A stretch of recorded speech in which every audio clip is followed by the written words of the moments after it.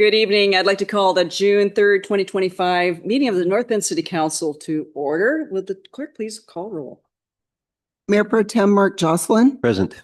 Councilmember Brendan Elwood, Councilmember Alan Gotthelf, Present. Councilmember Heather Cullen, Present. Councilmember Christina Rustic, Present. Councilmember Susan Torgerson, Here. Councilmember Errol Tremolata. Present.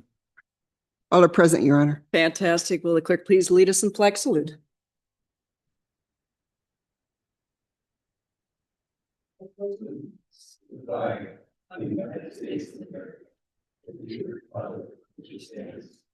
nation, under God, indivisible, liberty and for all. Okay, well, welcome everybody, and all those in person, of course, and online. We just love to have your participation, this council, myself, and staff at all times. So please keep coming our way. All right, we will now move on to consent agenda. We have 4 items on our consent agenda. Can I get a motion? So moved. Okay, motion made by Mr. Gotthelf, seconded by Mr. Brendan Elwood. All in favor? Aye. Any opposed? The motion passes unanimously. Thank you for that. We will now move on to audience participation, since we will no longer be taking public comment after every item on the main agenda.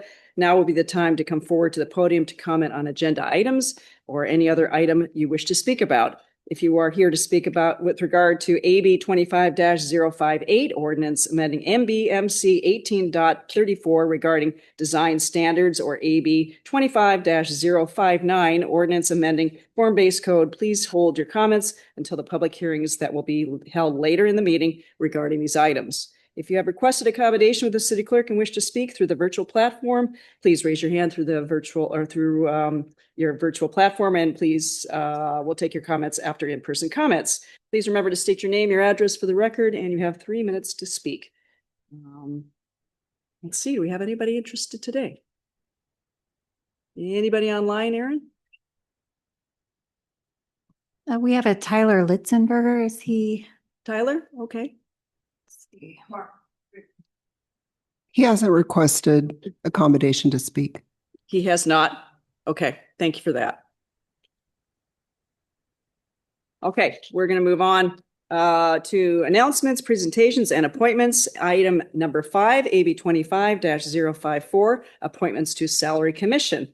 As authorized by RCW 35.21.015, the City of North Bend established a salary commission in 2017 with the adoption of Ordinance 1616 to review and establish the salaries for the elected officials of the city and perform the duties established by RCW 35.21.015 as now existing or hereafter amended. The Salary Commission shall not be a standing commission. The commission shall be filled and members appointed in accordance with MBMC 2.36.050 once every 3 years, commencing in 2017. The commission may be formed at any time in the interim years by council resolution. The commission shall consist of 3 members to be appointed by the mayor with the approval of city council in conformance with RCW 35.21.015 as codified and amended hereafter. Members must be a resident of the city and registered voter for in King County. The commission duties are guided by the provisions of NBMC 2.36.060. I'm recommending the appointment of the following members. Terry Potmeyer to position number 1, Tad Haas to position number 2, and Susan Sill to position number 3. Councilmember Jocelyn, will you please make that motion? I so move. Thank you, sir. And do I have a second? Thank you very much. Motion made by Mr. Jocelyn, second by Miss Torgerson over there. Whoops. Yeah. It's not too late. Nope. I'm wondering if it's okay if we could hear Tyler Litzenberger's question, what he was going to say.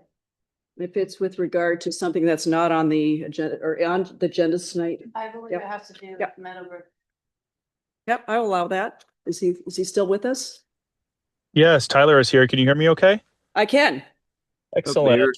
Mayor, this is City Administrator, point of procedure. Should we first Let's- go through let's this fix this agenda up, first? and then we'll go back. And he did have his hand up. I wanted to make sure that, thank you, Yep, Councilmember. thank you for that. I don't want to confuse the time anymore and people's time to be here.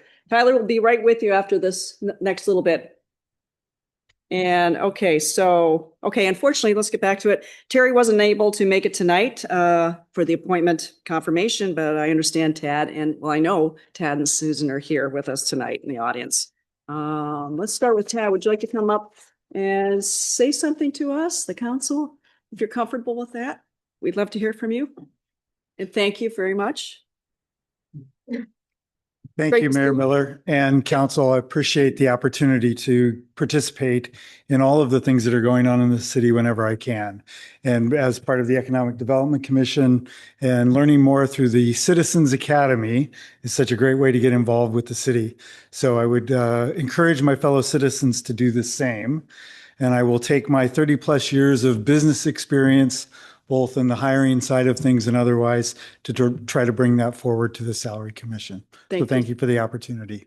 Thank you, Tad. Council, do you have any questions or comments to make to Tad? Anybody? Oh, we're just smiling. So everybody's happy. This is good. Thank you. And then I'm going to call you up in a couple minutes after Susan. If I can encourage Susan to come up to the podium if you're. Susan's a neighbor and a dear friend of mine too. Hello. So, hello, welcome, Susan. Thank you. And thank you for giving me the opportunity to participate in the city endeavors here. I'm looking forward to it. Been a long time resident in North Bend, almost 40 years, so I'm looking forward to it. Thank you, Thank you. Susan. Thank you. Any questions or comments for Susan? Okay, a round of big thumbs up. Okay, at this time, hang on. I'm gonna give you some very beautiful pins. I'm not going to stick you with them, however. I'm going to pass them gently to your hand, and then we'll take a couple shots. So be ready. Mayor, do you want to Confirmation- call the vote? Okay. Okay, you ready? Do you have a comment to make? Oh, Yes, and so I did want to, there was, the opportunity to address the individuals. I just want to acknowledge you for coming forward, volunteering your time, filling out the paperwork, being present tonight, and acting in service to the city. It's very much appreciated. And so thank you. oh, you sure can. Yes, because I didn't have a comment for any individual. I just wanted to thank you for volunteering your time for this. We really appreciate it. And I read through for all three of them your information, and I was really pleased with the kind of diverse experiences that you bring to this. So thank you for volunteering your time. Appreciate it. Thank you very much. Anybody else? Okay, Susan. I'll echo that. Ditto. Thank you for all you're going to be doing for us. It's a small taste of what it's like to be on council. So maybe someday you guys will be on council. So there you go. All right. Okay, now we're going to go full. No, it's combine those two packets together, then they'll think. Well, for exercise, I like that bicep workout. Very nice. Okay, well, we'll move on to the motion now. I think we're there. Yes. Okay, let's get going there. The motion before you is to approve AB 25-054, confirming the appointment of Terry Potmeyer to position number 1, Tad Haas to position number 2, and Susan Sill to position number 3 on the Salary Commission, with all terms expiring on June 3rd, 2026. All in favor? Aye. Any opposed? Motion passes unanimously. Thank you very, very much. And now is that special time where I get to take a picture with you. Get a little excited about it sometimes, but here I come. Okay.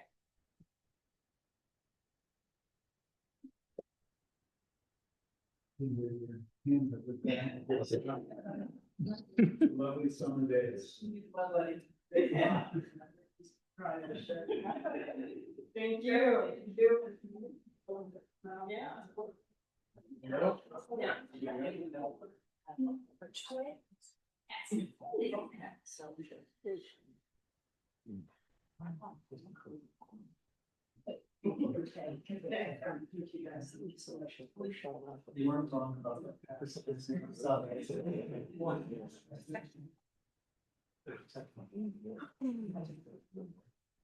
All right.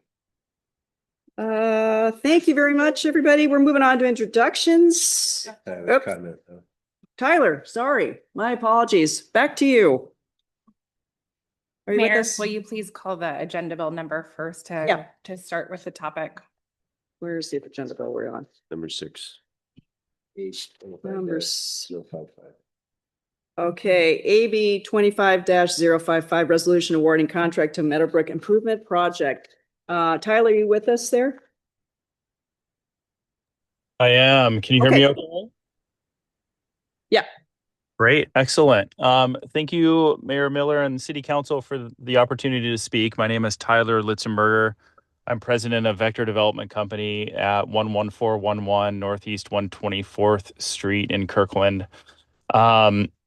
We recently completed a project over on the east end of town at 44003 Southeast Tanner Road, and we made some infrastructure improvements over there, although minor because there were already utilities in the street.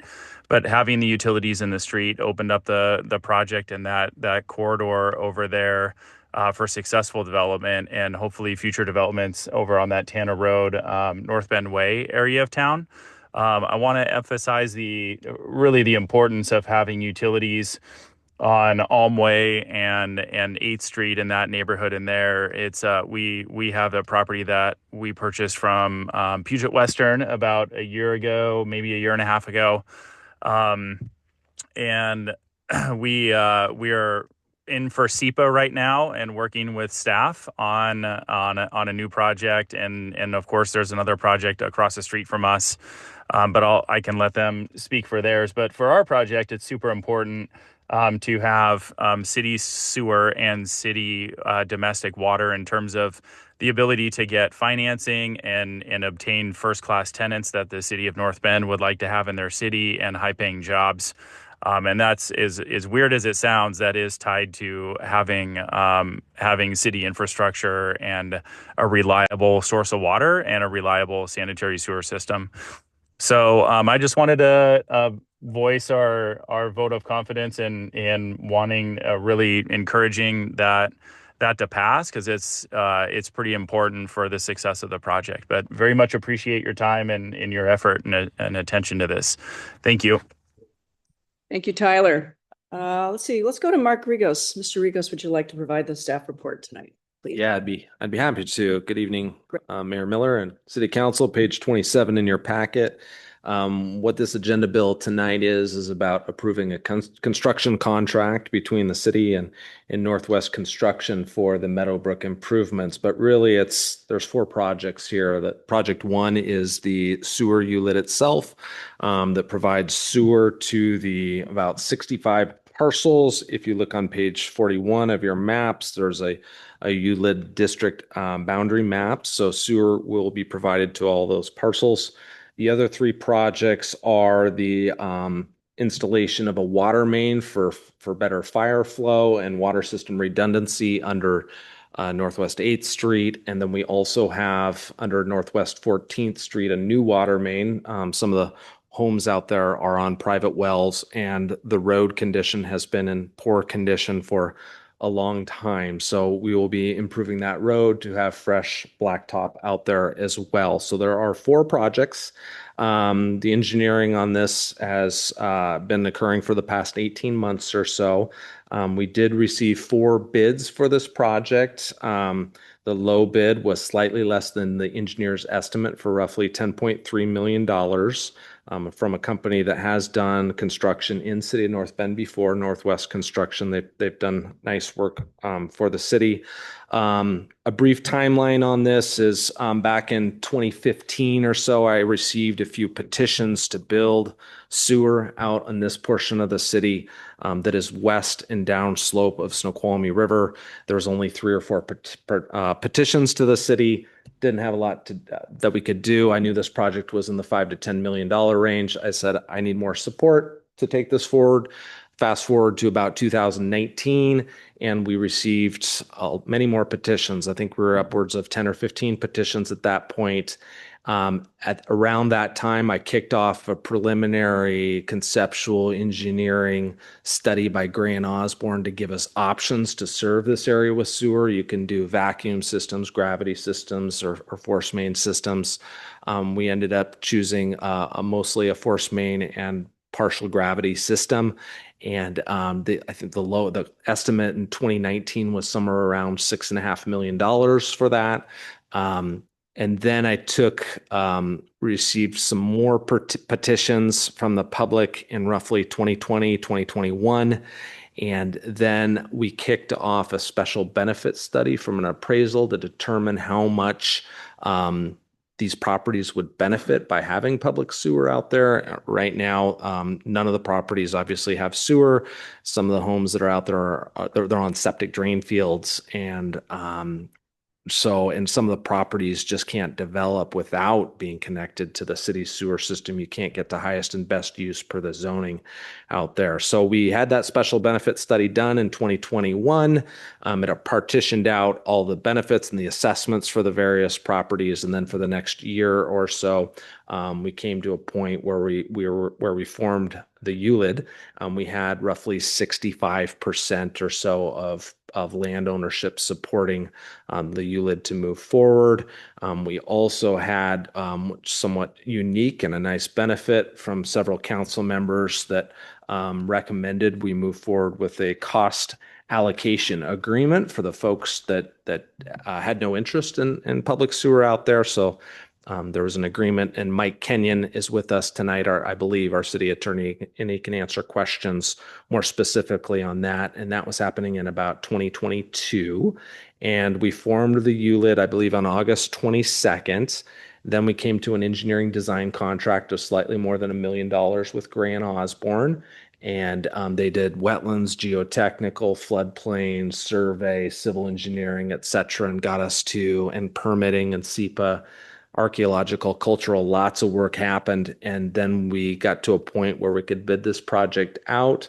The engineer's estimate looked good. We brought this forward to Transportation and Public Works Committee meeting on April 22nd.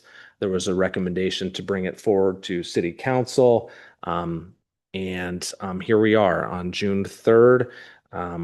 We think this project makes a lot of sense for just several reasons. The infrastructure is consistent with the city's mission statement. The city's mission statement includes build and maintain healthy infrastructure. It responds to a property owner-led petition. More than 50% of the property ownership by land area petitioned the city to bring sewer to the Meadowbrook area. Additionally, city residents have been requesting the city to improve its infrastructure.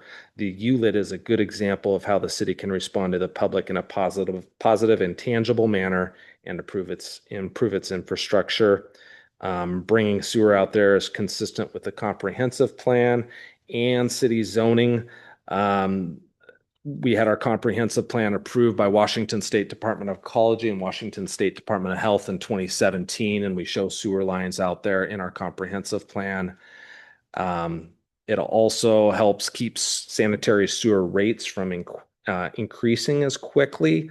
The city does need more properties to connect to the city's wastewater treatment plant, as the city receives general facility charges to help pay off the loan for the high priority improvements constructed at the wastewater treatment plant from 2019 through 2023. If those GFCs aren't realized and don't come in, then sewer rates may need to increase by a higher percentage in order to fund those wastewater treatment plant operations. The sewer ULID increases property values out there. We know that by the special benefits study that was done. It allows a longer payment duration for those property owners. For example, if instead of each property owner having to pay a large lump sum to build sewer, each property owner will be able to pay their sewer ULID assessment over a much longer duration of 15 to 20 years. So it's more affordable for those folks. Another reason is we got a good bid that was less than the engineer's estimate. So that's always a great thing. And then it's a contractor that we've had positive experience in the past for. This amount does expire on June 9th because we opened the bids on roughly April 9th. So it's good for 60 days. It's June 3rd now. I'd be happy to. Construction is anticipated to take about 12 to 14 months or so. Almost all the construction will occur in existing roads and right-of-ways, gravel shoulders underneath pavement.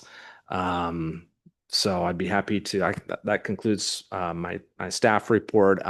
Mike, is there anything that you would like to add if you're with us on the cost allocation agreements or?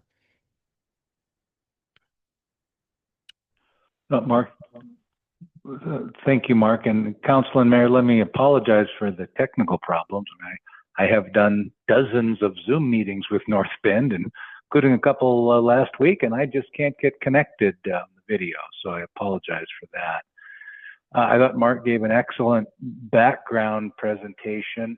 The only thing that I would weigh in on is in response to an issue that came up at PPW in the last month or so, and had to do with, as Mark mentioned, the cost allocation agreements that Puget Western provided to the residential property owners in the area, some of whom were not in favor of the ULID. And by signing these cost allocation agreements, they removed themselves from any obligation to having to pay their assessments. Puget Western would pay for those. The issue that recently arose is Puget Western has sold its property in the ULID to another company called Vector. And the question was who, if anyone, would be responsible for making Puget Western's payments now that the property's been sold to Vector. We've confirmed with Puget Western's attorney, I have, and Mark got a call from a Puget Western principal indicating that Puget Western remains liable for those. And there's an email from their attorney going back to our bond counsel a couple or 3 years ago confirming that as well, that there's no way for Puget Western to terminate those agreements. So with that, while we're not lawyers for Puget Western or for the property owners, we're very comfortable that Puget Western remains obligated to make those payments on behalf of the residential property owners who signed the cost allocation agreements. Thank you, Mike, and thank you, Mark, for your thorough backtrack into the history of this ULID. Council, do you have any questions for Mark or Mike at this point? Go. And Christina. So my question is for Mark. And we exchanged some emails on this topic, but so it's twofold. This is a fixed price contract with approximately 1% contingency. Is that correct? That's correct. We put a minor change order in the schedules of roughly $60,000 for Schedule A, $15,000 Schedule B, $10,000 Schedule C, and $5,000 Schedule D. So if there's any, the engineering plans are never perfect on any construction project. So sometimes you have to add an extra catch basin and there's 2 feet extra of pipe or something like that. So we can pull money from that area to cover that. So with that in mind, this by any measure is an extremely large construction project from a dollar standpoint and a complexity standpoint. Are you willing and able to do a written report on a monthly basis to council to keep us informed on how this progresses so that if there's any issues that relate to increases in costs, we have a heads up before it comes before the council for a vote? Yeah, I'd be happy Thank to you. write a 1-page memo or report just giving an updated status to all of City Council. Happy to provide that. Thank you. Excellent. Thank you. Any other council member? Oh, Heather. My question is for Mike Kenyon. You pretty much answered it, but my question is, so if Puget Western hypothetically leaves the country or files bankruptcy, then what? It's part 2. How can we assure that these homeowners will get what has been promised to them in 2022?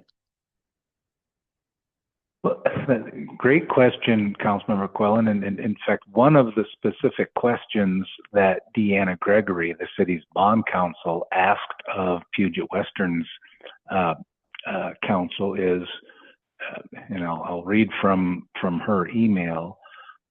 This is to Ian Sutton, Puget Western's counsel, says, "We didn't see anything in the agreement regarding termination events, and specifically Puget Western's right to terminate this agreement and stop paying on behalf of the property owner. is there a right to terminate the agreement, and could it be terminated upon bankruptcy of Puget Western?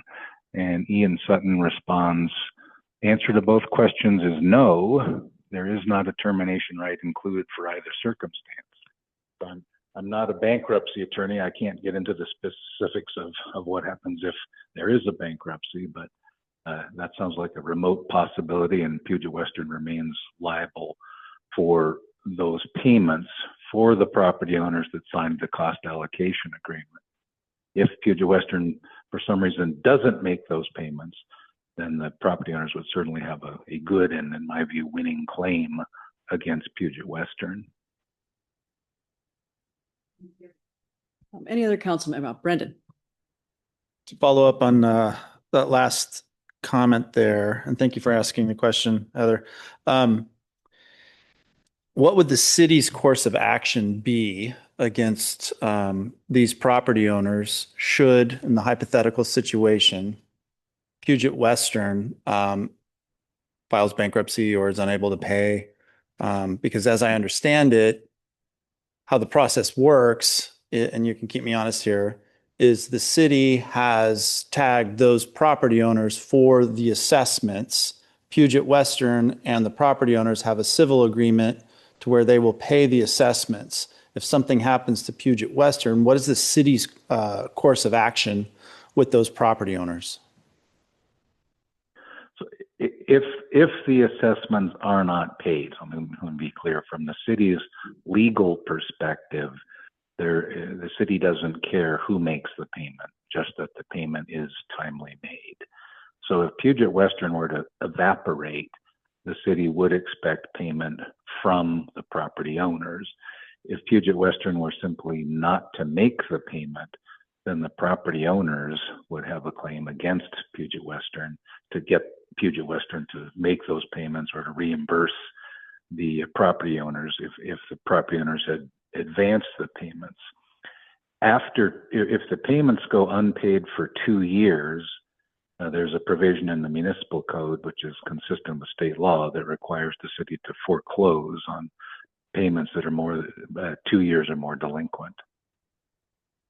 And is that a council-led decision or an administration-led decision? On whether to foreclose? Correct. Well, it's state law requirement and municipal code requirement. Typically, we would come to the council and ask for authority to file a lawsuit. It's a different situation when we're defending a lawsuit. You expect us to do that. But for authority to file a lawsuit, we'd come to that and ask for council for that authority. We would recommend that council grant the authority so that the assessments are made and the revenue bonds don't go into any sort of default. If the council chose not to do that, the city would have to make up those delinquent assessments out of its own funds. Thank you. Brendan, anybody else? From council? Mayor, Yeah. Deanna would like to answer that question as well. We have Deanna Gregory from Perfect. Bond Counsel Deanna, with us. welcome. Even better, yeah. There we go. Good evening, Mayor, members of the council. Great.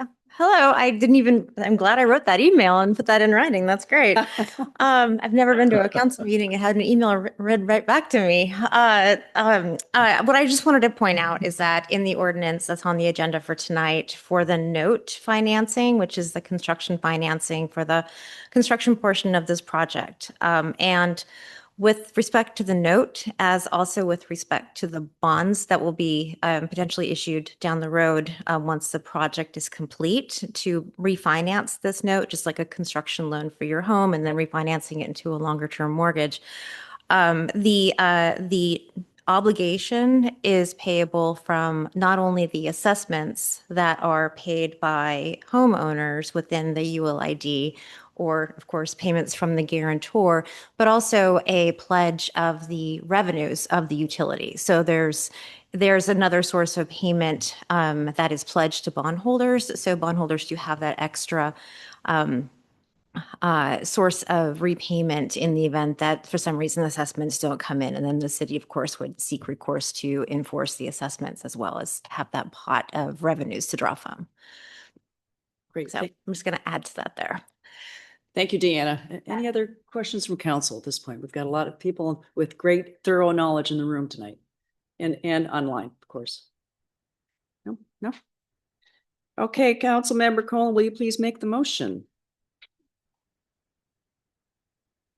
Motion to approve AB 25-055, a resolution accepting bids and awarding the construction contract for the Meadowbrook Improvement Project to Northwest Construction Incorporated. Thank you. Do I have a second? Second. Thank you. Motion made by Ms. Colin and second by Christina Rostick down there. Ms. Colin, do you have anything you'd like to say to your motion? We've been working on this moving sewer out west for quite some time. It has been contentious at times, but I do believe we do need infrastructure to bring us into first world country, and I think it's a good project. Thank you. And Christina, please. I haven't been part of this journey as it's been moved forward, but I certainly appreciate both Mark Rigos's history, getting us up to speed, and Tom Moore as well as the attorneys answering questions and being available so that I can feel good about, where we're at and how we move forward. So thank you. Thank you. Any other council members wish to make a comment or two? Brendan? Or Susan Henry. Sorry, Susan, you're first, You can go Brendan too. after. All right, I'll go. All right, so in the 40s, my dad grew up in Meadowbrook.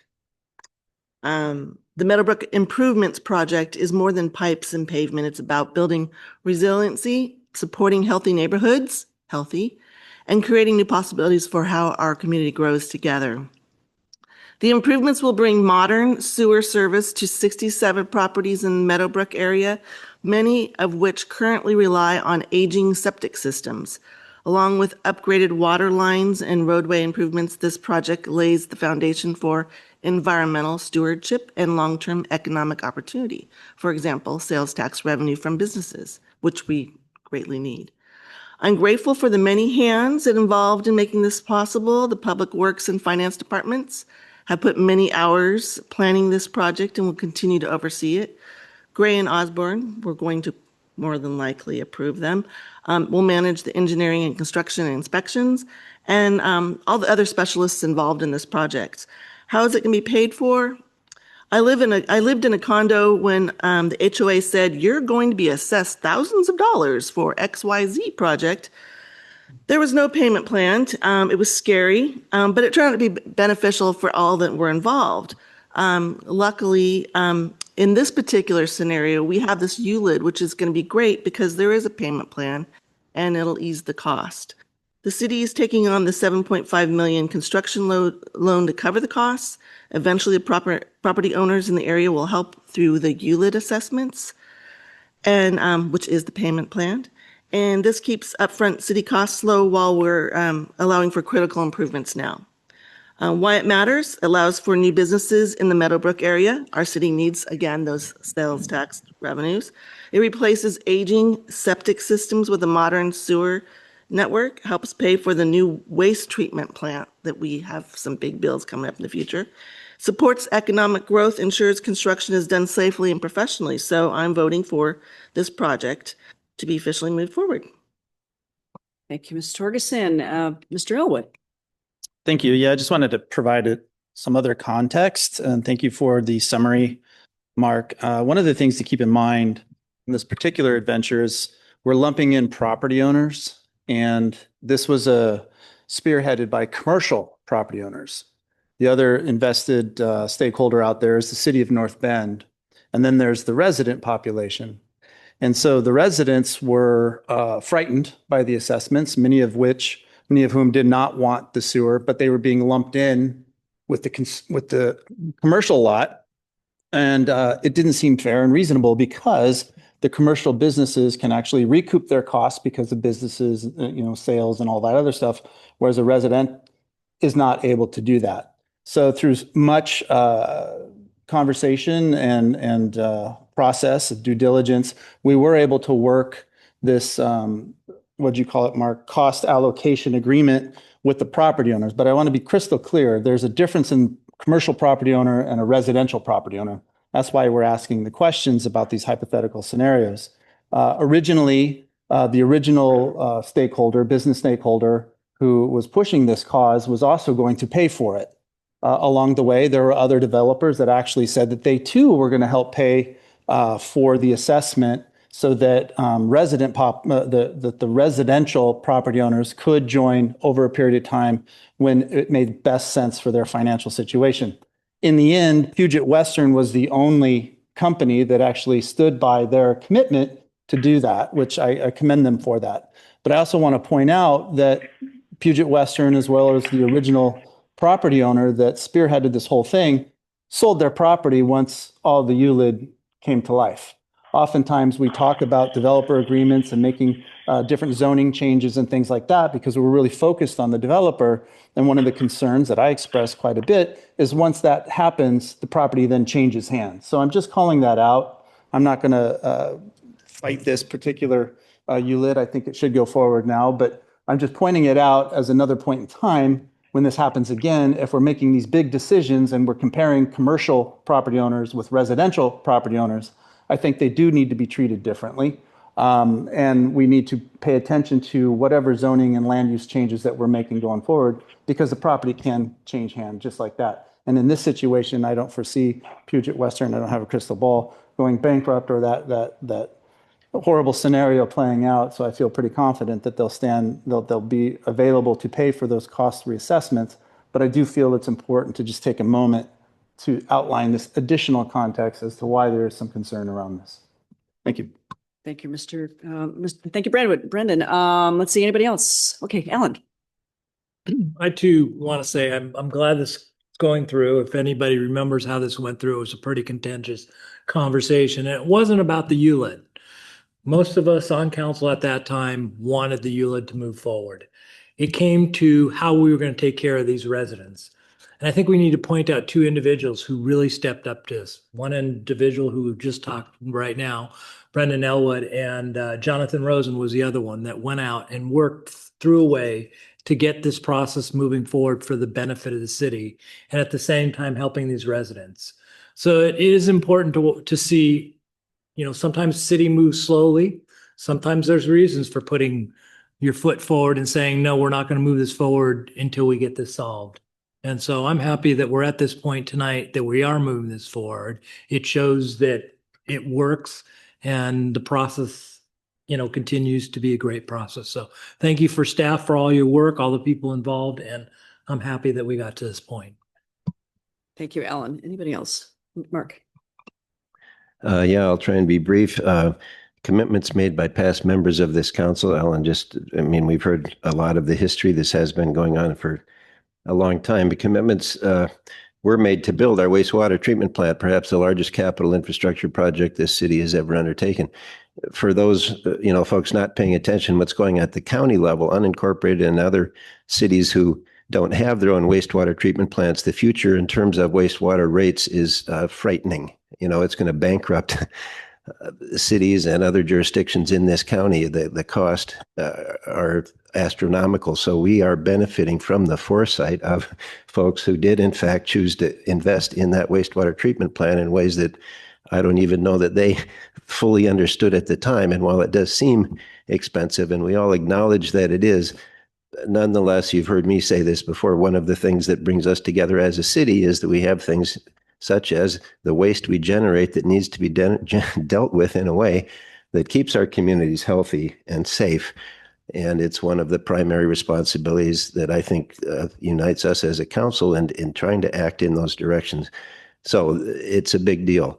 Our fiscal sustainability study that led by Director Cha continues to move forward. It's anticipating this ULID being funded and going forward. I wanted to comment that when it was initially moved forward, there was a fiscal plan and a way to finance it and expanding out and bringing more members and more GFCs, as Mr. Rigos mentioned, on board is part of the plan. It's necessary. It will keep my sewer rates down or keep my rates from going up in order to, there's a plan that's playing out over time, and this is part of it. Similarly, the community and economic development efforts led by Mr. Henderson are anticipating this going forward.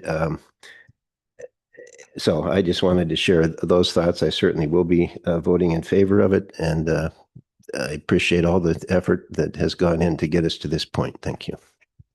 Thank you, Mark and Errol. I think you're there. You go. Yeah. I'll be brief as well. I won't get into the history of it because I wasn't here to participate in it. But I have spoken to most of the council from that time. In the future, I hope to be a part of that conversation. I think there's potentially better ways to go about it, but I will support the ULID. I think ULIDs in general are critical from a city's perspective. Opportunity starts with infrastructure, and there's no more simple way to put it. This is going to breed the future of the city, both economically, public health and safety, environmentally. These are the frameworks of how a city moves from sort of one era into the next, and where we are heading with decisions this council's made in the last couple months and the ones that we'll make in the future. That development needs to happen. To what degree, what it'll be, who knows? And that goes not only from the west side of town, but all the way to the east side of town. I've heard from folks, what will it take to get a Trader Joe's around here or something? And well, we're going to need sewer and we're going to need other things. Trader Joe's is not in the sewer business. So with all that being said, I will support the motion, but I appreciate the comments from Councilmember Elwood and the struggles of kind of where these conversations went early on. And we'll take note of that as we move forward. Thank you, Errol. The motion is on the table, but before I read it again, I just want to say that I was part of the council that was along the conversation path to where we are tonight. Yes, it's complicated. ULIDs can be that way, but each one of you said what you feel, and I totally agree with your comments tonight, and I align with them as well. So going forward, we want to be very careful how we look at preparing ULIDs if in fact they are coming our way in the future at some point. With that being said, I just want to start the motion right now. The motion for us is that to approve AB 25-055, a resolution accepting bids and awarding the construction contract for the Meadowbrook Improvements Project to Northwest Construction, Inc. All in favor? Aye. Any opposed? Motion passes unanimously. Thank you so much. All right. Item number 7, AB 25-056, a motion authorizing amendment number 2 to G&O contract. Mr. Rigos, back to you for further comment and your support. Yeah, thank you so much, Council, for that last approval. That's great news. Page 43 in your packet, this is a construction management and inspection contract with Gray and Osborne. City has used Gray and Osborne many times for construction administration and inspection, and the city used them for the wastewater treatment plant expansion and retrofit several years ago. There's a lot of work happening as part of this project. It includes 20,000 lineal feet of sewer pipe, 5 to 10,000 lineal feet of water line, 40 manholes, lots of thrust blocking, lots of traffic control, etc. There's a lot of moving parts on this project. Additionally, there's archaeological review. So if anything's found out there on site, that will be brought to the contractor's attention. The city staff has one Public Works inspector on staff, so it's just not enough for him to be able to handle all this. We need eyes and ears, boots on the ground, so to speak, every single day while the contractor's working out there, just to kind of watch things. And there's a lot of specialists that are involved, so we definitely need this support. I recommend that this contract amendment also get approved. Thank you. Mark, any questions for Mark, who's counsel? No, we're good. All right, motion before us. Oh, I'm sorry. We're going to go to Ms. Colin over there. Make the motion. Motion to approve AB 25-056, authorizing the mayor to execute amendment number 2 to the contract with GNO for construction management and inspection services for the Meadowbrook Improvement Project, an amount not to exceed $1,100,000 $160,540 in a form and content approved by the city attorney. Great. And I needed a second on that. Second. No. Okay, Ms. Prestick, thank you very much for the second motion made by Ms. Colon, of course, once again. Ms. Colon, would you like to speak to your motion? Same as before. I'm not as eloquent as Ms. Torgerson here, my wording, but it's a needed project and we've had a great relationship with GNO. So I feel good about this project. Excellent. And Ms. Rusty, would you like to speak to your motion? I'll just repeat that this is an extremely large, complex project, and project management and construction management oversight are going to be critical to the success and finishing on time and within budget. So thank you. Excellent. Anybody else from, Susan? I'm just going to say, let's go with GNO. Touche. Okay. Anybody else I might have missed in this golden opportunity to speak? No. All right. Motion before us is to approve AB 25-056, authorizing the mayor to execute amendment number 2 to the contract with G&O for construction management and inspection services for the Meadowbrook Improvements Project in an amount not to exceed $1,160,540 in a form and content approved by the city attorney. All in favor? Aye. Any opposed? That's a full-on 7-0 vote. Thank you so much, everybody. Item number 8, AB 25-057, ordinance authorizing water and sewer revenue note for Meadowbrook ULID. Mr. Chaw, we're going to switch to you now to provide the staff report, and thanks for providing that tonight. Thank you, Mayor. For the record, Martin Shaw, Finance Director. Council, your approval of this ordinance, which is starts on page 55 of your packet, would execute the funding for Schedule A in AB 25-055 and Schedule A in AB 25-056.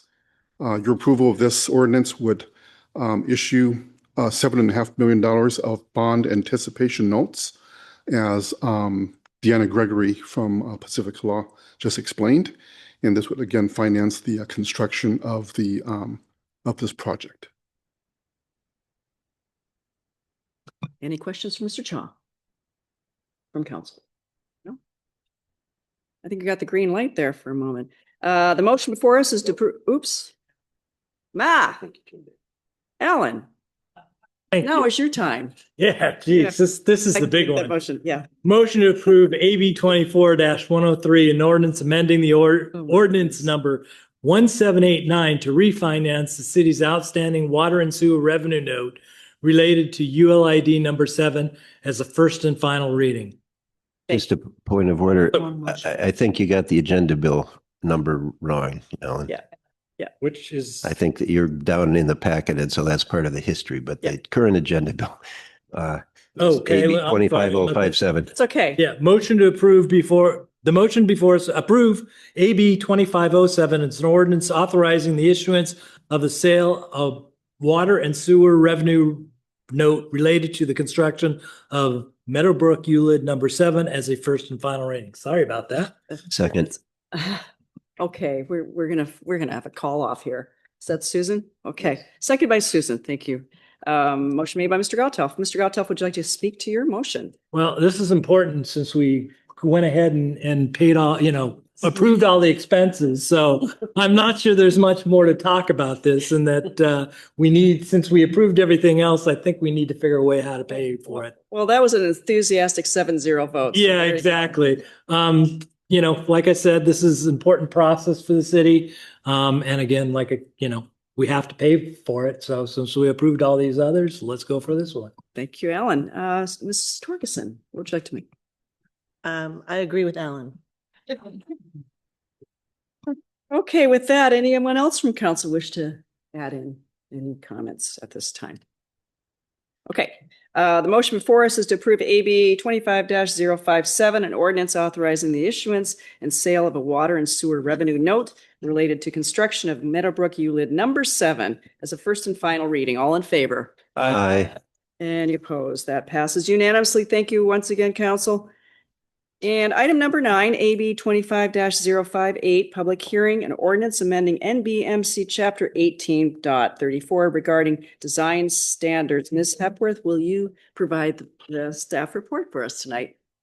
And Mayor, Thank if you. I may, I'd like to provide just a little bit of a brief introduction to the context of the next 4 agenda bills.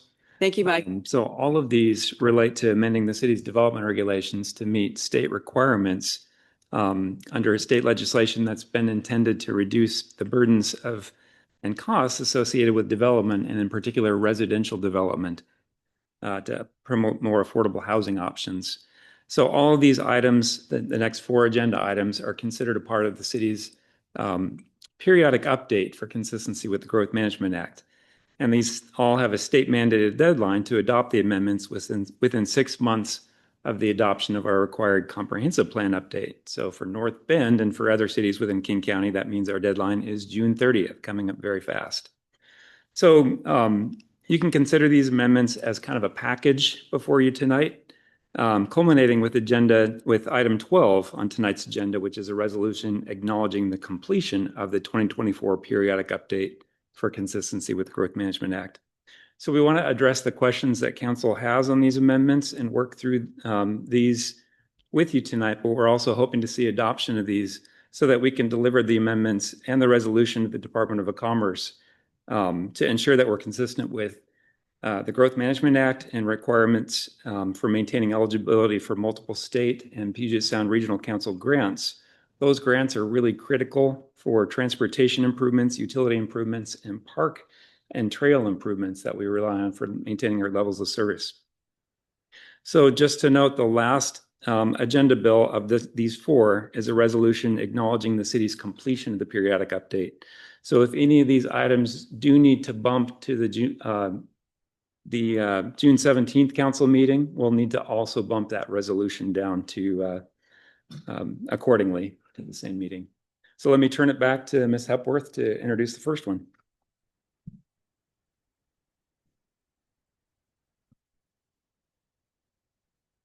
All right, good evening, commissioners. Tonight I will be presenting AB 25-058 regarding municipal code amendments to chapter 18.34 design standards. This agenda bill also includes amendments to the commercial mixed-use industrial design standards and guidelines. In addition, I will be making very similar amendments to the form-based code under AB 25-059.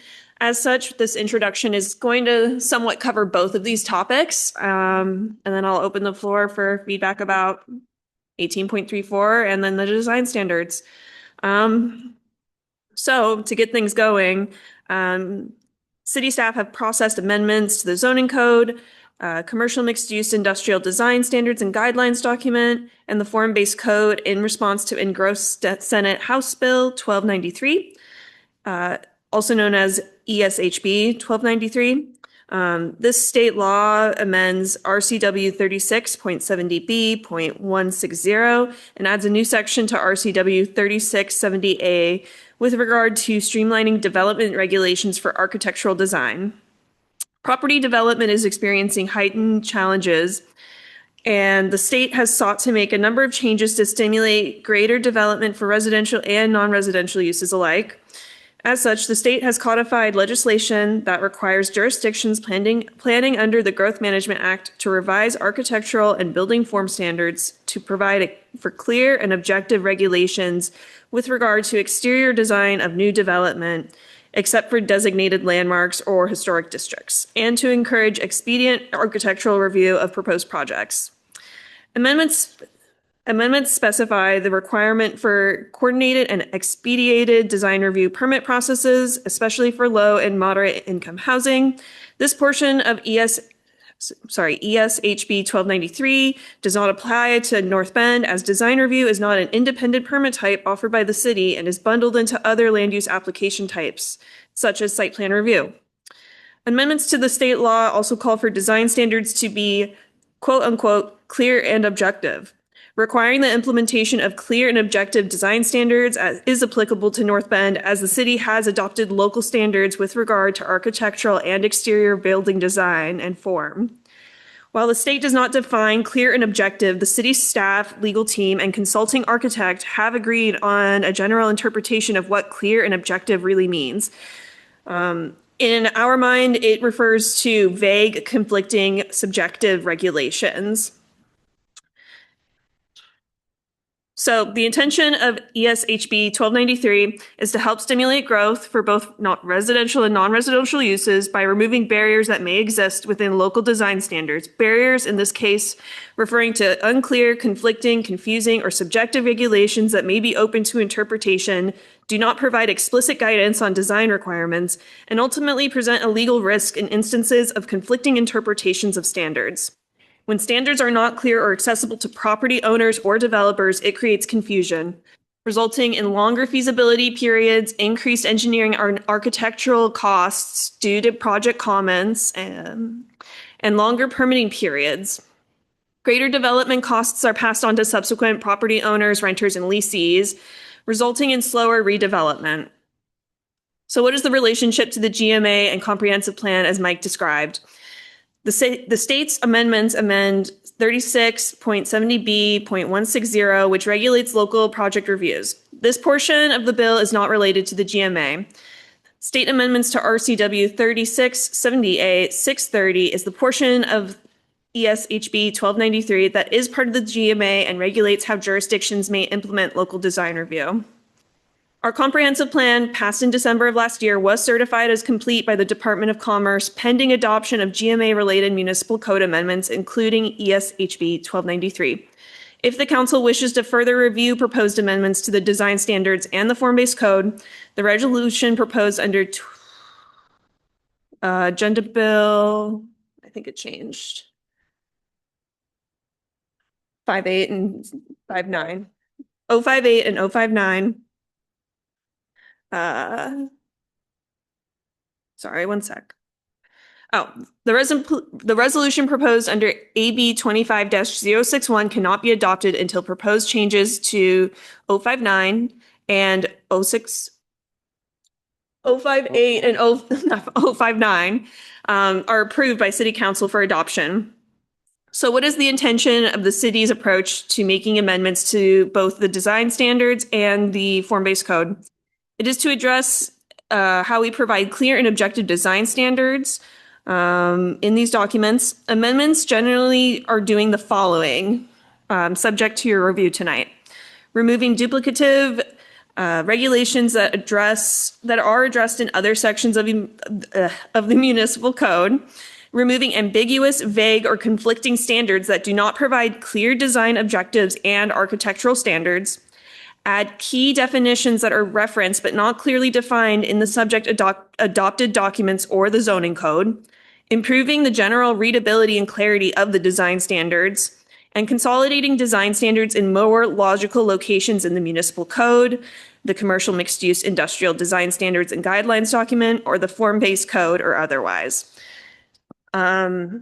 Distributed tonight, in addition to the agenda packet, is a chart that I put together today, trying to help identify where changes are made based on corresponding or duplicative standards in other documents. So with that, I would like to close my staff report and open the floor to comments and questions.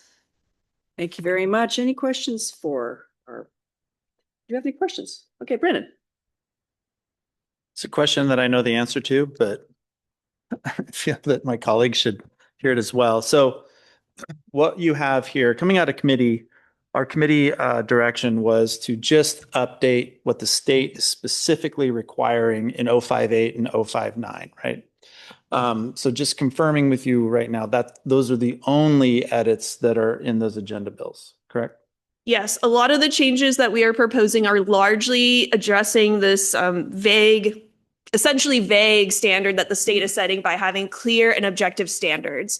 So while the chart that I passed out has to do with, duplicative standards, there are other changes that are proposed that are meant to address some of the vague components of the bill. And vague components in the design standards. I'm going to just try and keep it focused on the 18.34 and the design standards document, just since it's a separate hearing on the agenda. Okay.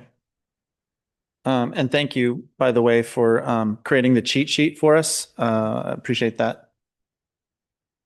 Any more questions for Caitlin from council? Christina. Yes, thank you for the cheat sheet. I this is exactly kind of as I was going through, I would have benefited from. My question had been actually to Mike about, making some adjustments. If you recall, our development agreement, the last council session had to do with residential allowed on the first floor.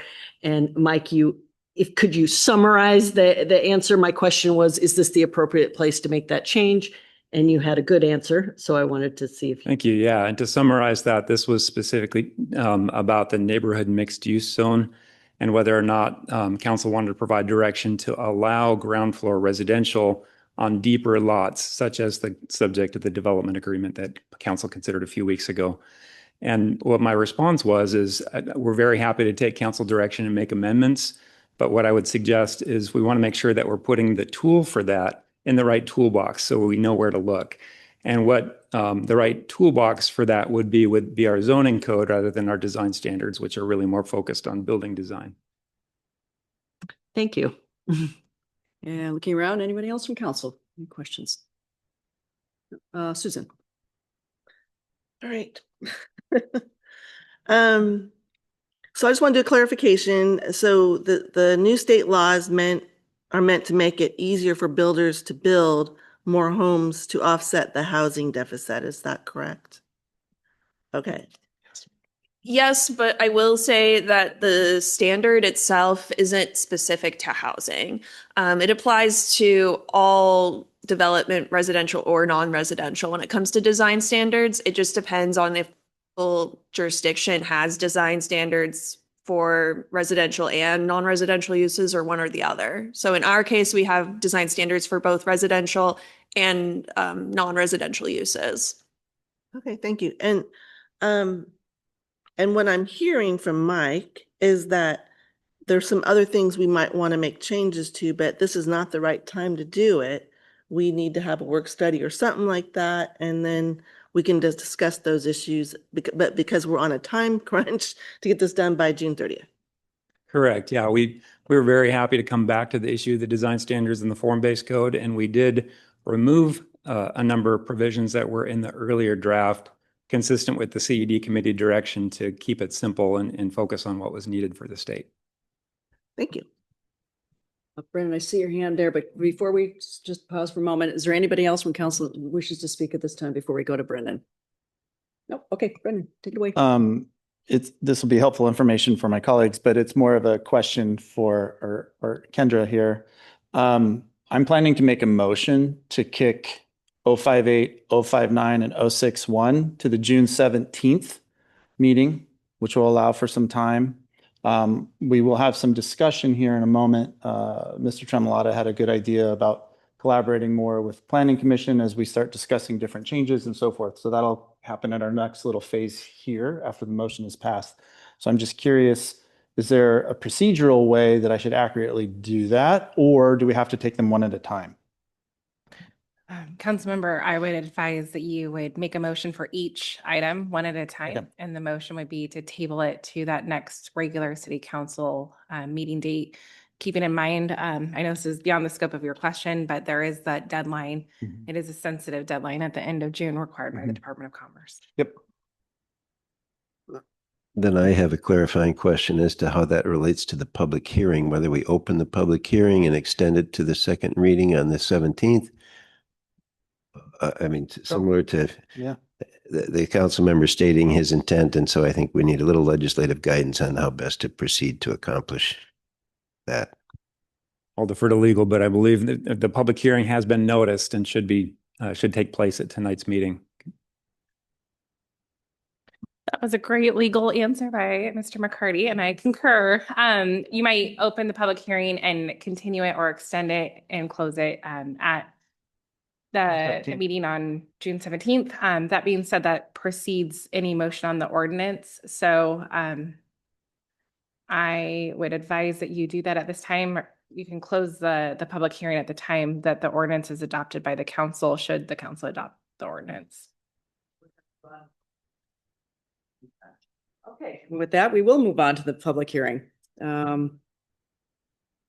Public hearing on the ordinance amending NBMC Chapter 18.34 regarding design standards is now open. If any members of the audience would like to comment during the public hearing, we would invite you to come to the podium at this time.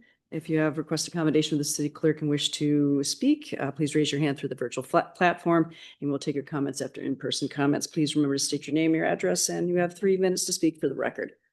Anybody? Okay, anybody online? All right. Okay, I guess I'm gonna close it now. Well, Do I have a second? nope, nope. Nope. It's gonna So stay hold open on. For 2 weeks. It's 2 gonna weeks, stay excuse me. open. Yep. Well, we have to make a motion. So who would make that motion? I am going to ask, and I don't normally do this, so I hope you'll indulge me. The public hearing, I'd like to ask that it remain open, and I'd like for us to call a recess. I wasn't anticipating this question, and I'd like to think about it because there's no motion pending on the floor related to the ordinance. Very So if we reasonable. could take a 5-minute recess, that would be my request. I can go for 10 if you like. Would that No, be just better? 5 minutes is fine. Okay, we're gonna recess for 5 minutes at this time. Thank you, everybody.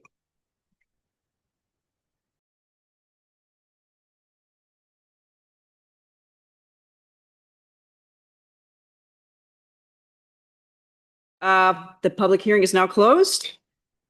And Mr. Elwood, would you like to make the motion, please? Thank you, Your Honor. I would like to move to have AB 25-58 placed for consideration on the June 17th, 2025 City Council regular meeting. I think that's my motion. It can be that simple, yes. I'll just clarify, Mayor, that the motion before you is related to AB 25058 and just the ordinance amending North Bend Municipal Code Chapter 18.34 regarding design standards. The public hearing has been closed, so this will only move, should it pass, the ordinance for the design standards. Do you have a second? Second.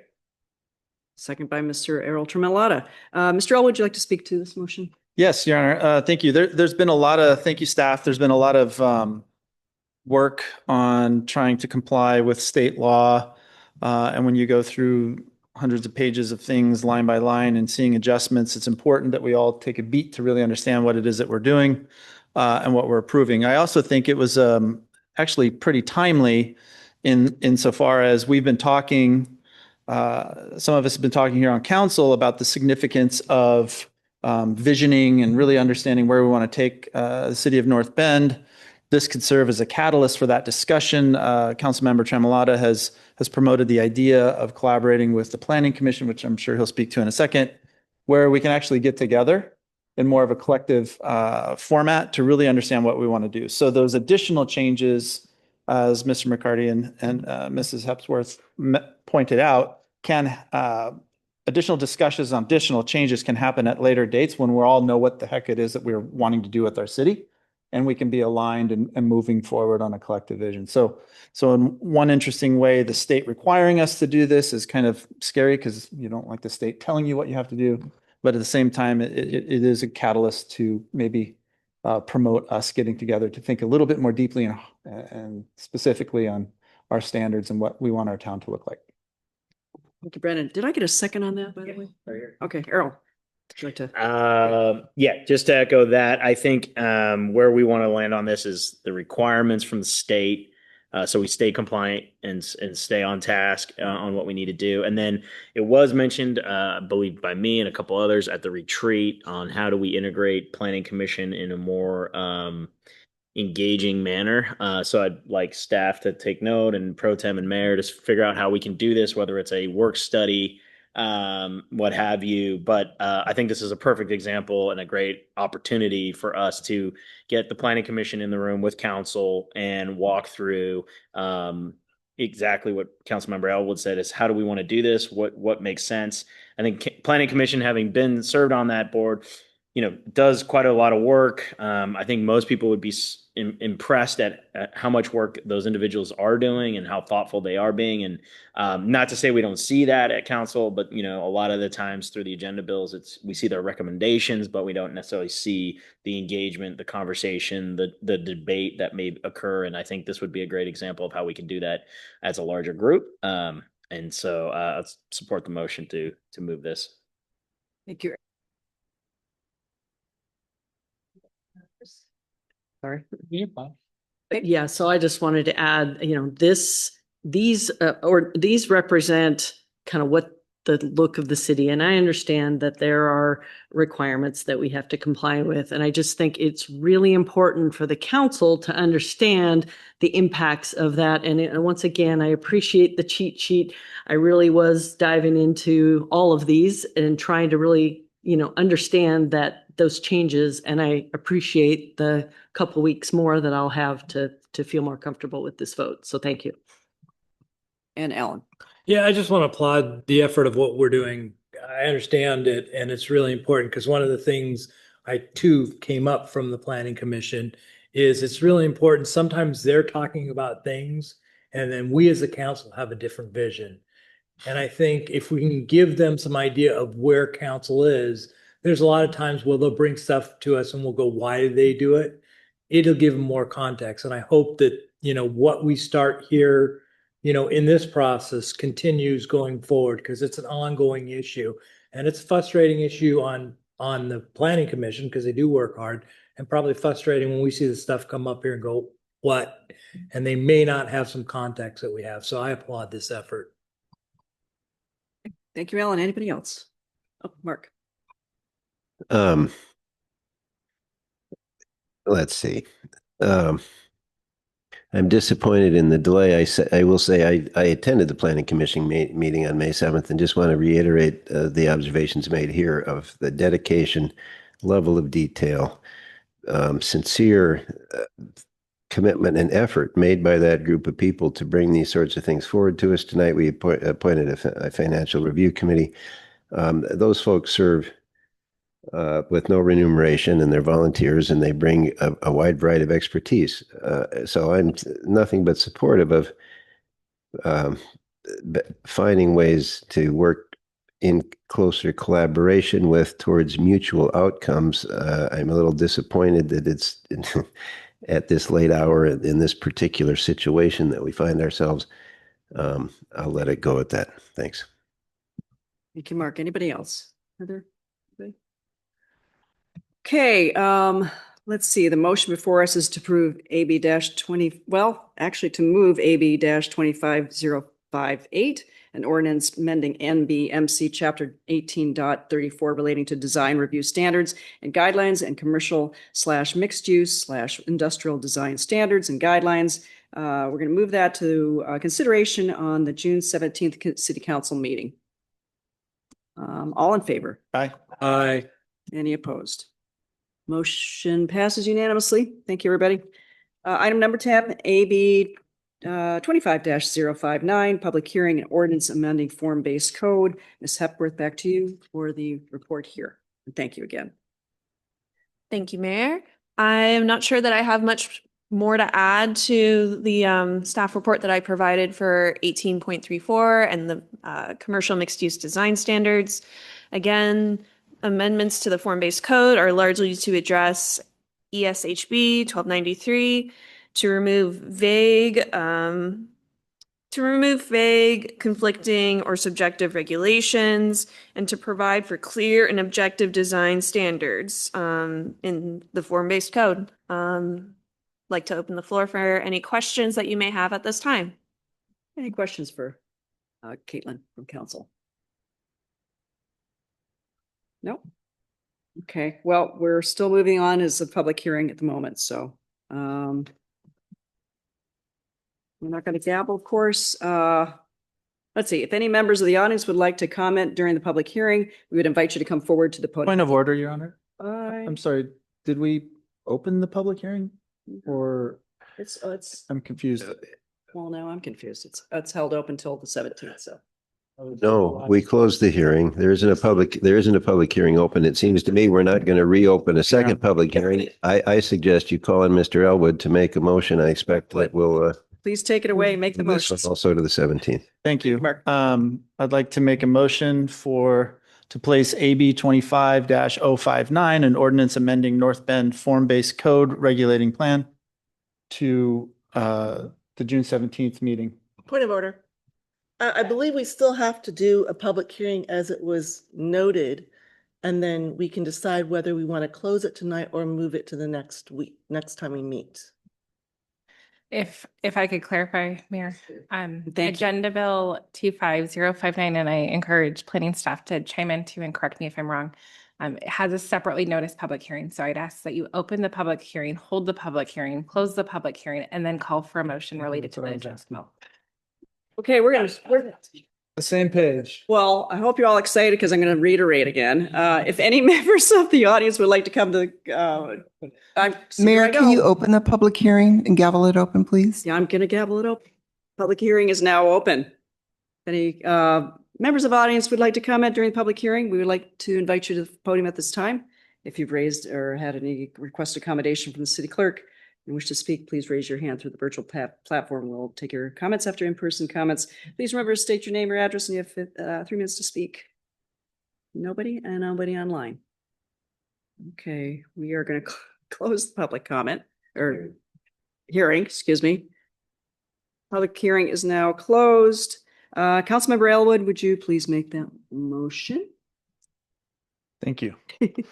I would like to, I move to place AB 25-059, an ordinance amending the North Bend Form-Based Code regulating plan to the June 17th, 2025 meeting. Thank you. Do I have a second? Second. Okay, thank you, Errol. Mr. Brendan Elwood, would you like to speak to your comment or motion? Nope, I think we said enough on this. Thank you. Okay, great. Errol, would you like to say anything? No additional. Beautiful. Anybody else have anything to say? No? Okay, the motion before us is to approve move AB 25-059, an ordinance amending the North Bend Form-Based Code regulating plan to the June 17th, 2025 City Council meeting. All in favor? Aye. Any opposed? Motion does pass unanimously. Thank you again. And we're moving on to the delightful number 11, AB 25060, ordinance amending taxes, rates, and fees schedules and NBMC Title 17 regarding impact fees. Mr. McCarty, will you please provide this report? Thank you, Mayor. So this ordinance before you is a part of that overall package of state requirements necessary to comply with the Growth Management Act and also due on June 30th. So what this is about is it's a part of a series of legislation that the state legislature has been addressing over the last several years, addressing housing affordability, and most specifically to make middle income housing and smaller scale size housing more affordable. So to support that goal of increasing middle income housing ownership, the legislature passed Senate Bill 5258, which requires cities to scale their impact fees according to either building size, number of bedrooms, or trips generated. So the city hired consulting firm FCS Group to evaluate and prepare a study on how the city should scale its impact fees, specifically for our park impact fees, our transportation impact fees, and our bicycle and pedestrian mitigation impact fees. So FCS has provided a study, which is in your packet tonight, and their recommendation is to scale those impact fees based on residential square footage. So we have made amendments to the transportation impact fees, park impact fees, and bicycle and pedestrian mitigation fees accordingly, as required by state law. And I've also provided some associated amendments to revise definitions, revise some of the exemptions and credits against impact fees, and other associated minor edits. So the Planning Commission held a public hearing on this. They did receive comment from hotel applicants that they have also considered and recommended that council consider with regard to a future potential study considering the basis for charging park impact fees for hotel uses. So including that just as a note of the Planning Commission's recommendation. Staff do not recommend making that amendment or providing that direction as a part of this process in order to meet the June 30th deadline. However, staff do recommend approval of the amendments as necessary for conformance to state law. So happy to turn it back to council and address questions. Thank you, Mr. McCarty. Any questions from Mike, from council? No? Thank you, Mike. Appreciate it. Mr. Elwood, would you like to make the motion? Oh.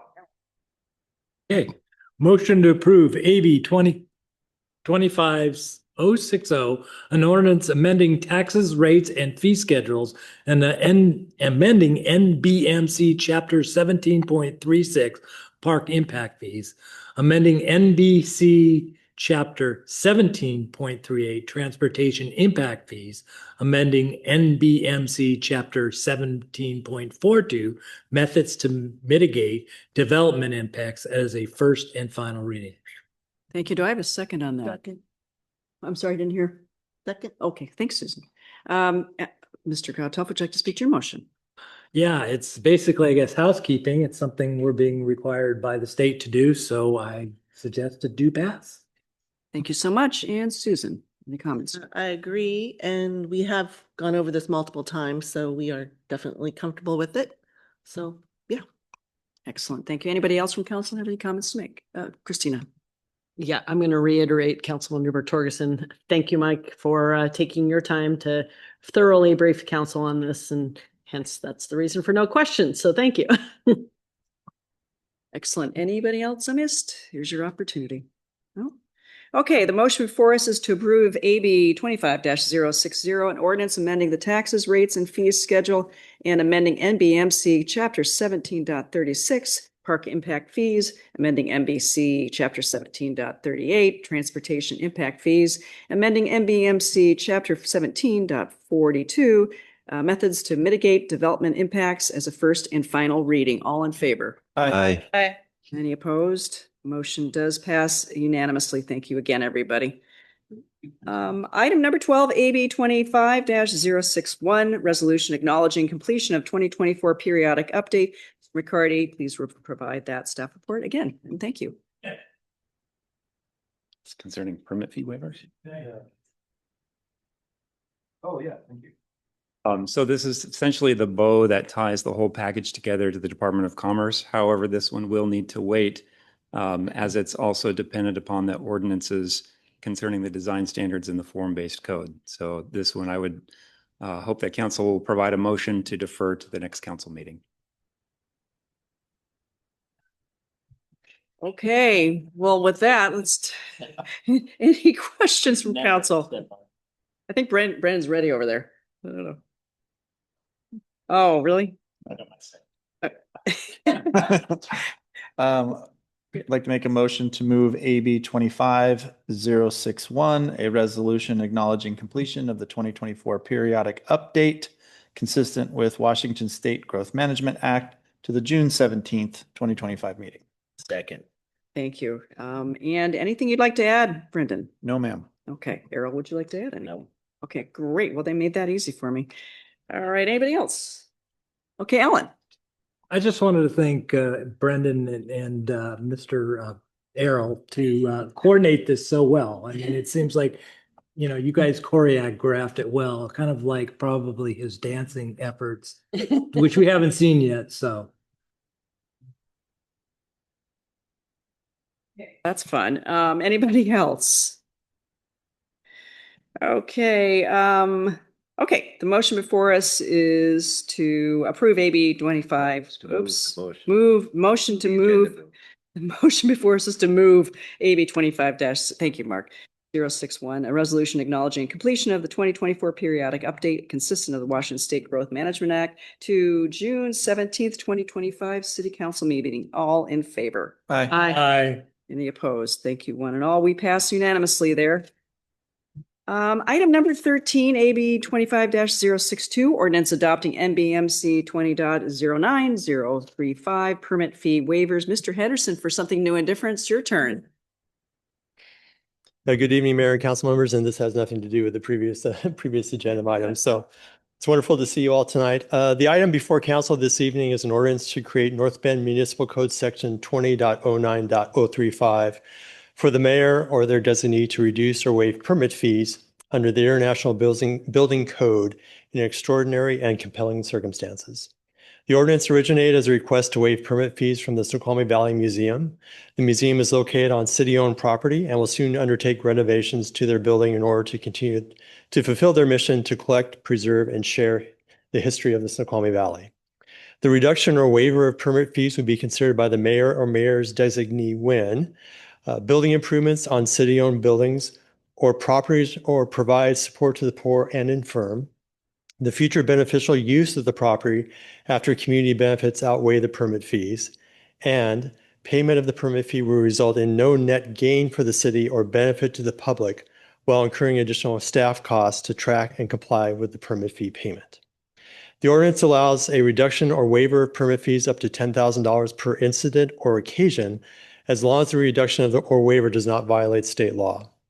Examples of fees include building permit fees, plan review fees, inspection fees, mechanical permit fees, fire code permit fees, or building or plumbing code permit fees. This item was briefed to the Community Economic Development Committee on May 20th and then was placed on the main agenda. The ordinance before council tonight is how it was presented to CED on May 20th with no additional changes. The alternative before council tonight are to approve the ordinance as presented or not to approve the ordinance as presented and provide additional feedback and guidance to staff to develop an alternative ordinance. And with that, I'm happy to answer any questions you may have. Mr. Henderson, any questions for Mr. Henderson, council? Christina. Yes. Okay. So I understand there are three aspects of this. I understand number one and number three. That makes sense to me. And you use the example of the museum. Does that fit 1, 2, or 3 in the packet? Yeah, thank you for your question. It definitely fits number one. It would be an improvement on city-owned property for the museum. For the future beneficial use of the property after community benefits, I think it would probably fit that as well because we're continuing the legacy of the museum, so they can provide that mission to fulfill that historic quality for Snoqualmie. So I think it fulfills that as well. And then also, I think the permit fees would be relatively small compared to the amount of staff time would be needed to process and improve them. Sorry, I'll let Errol go. That's fine. Errol. Yeah, so I think we talked about this, and I think this is why we've included alternative number 2, but is there a reason why we shouldn't address this sort of on a case-by-case basis to council? So if somebody brings a great cause that they need help on, why would we treat this kind of blanketly like this versus having them present to council and giving us an opportunity to discuss and say, yes, we'd love to waive these fees because we think this is a great benefit to the public? And if you can comment on that. Yeah, we could certainly, whenever there's an applicant that has requested fee waivers, we could certainly bring it to CED. And of course, tonight, if you decide to give us some further guidance to bring council into the approval process, we can make those changes as well. Anybody else? Christina, excuse me. So just one more question on item number 2, thinking about the affordable housing project that is, coming in our future, does that fit that category? I guess I want to understand if any of these could be utilized to benefit a contract builder, and put more money in their pocket. That's really what I'm trying to drive at. Right. No, I think it potentially we'd have to work with our attorney to define that, but it could go to that, could go to an affordable housing project. If you look at the first bullet up there, it also talks to providing support to the poor and infirm. Again, that's sort of a state definition. So that could include affordable housing. Again, we'd have to consult with our attorney about that, but that could be a reason as well. Anybody else from council? No. Okay, Ellen. Guess how do we proceed on this one? Because I kind of like the idea of having it go back to council and not necessarily being based upon one thing, but the council looking at it. So that was a recommendation or one of the comments that were made. So as we proceed, is that alternative number 2?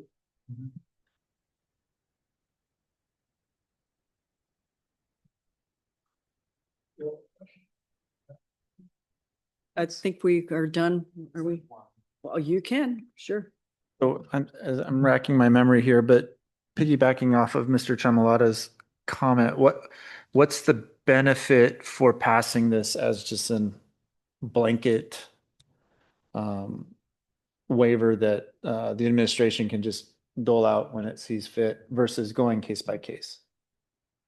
Well, it would be if the mayor or the mayor's designee were to to have the authority to waive the permit fees, it would be provided on a case by case basis. As it says here in the ordinance, you can waive permit fees up to 10,000 per incident or occasion. So each applicant would have to be weighed to make sure it really sort of stood the test of sort of the three conditions there. Either it's on city property, it benefits the poor and infirm, and provides that benefit to the community, and also it would be a no net fiscal gain to the city. So we'd really have to pass those three tests before it could be approved.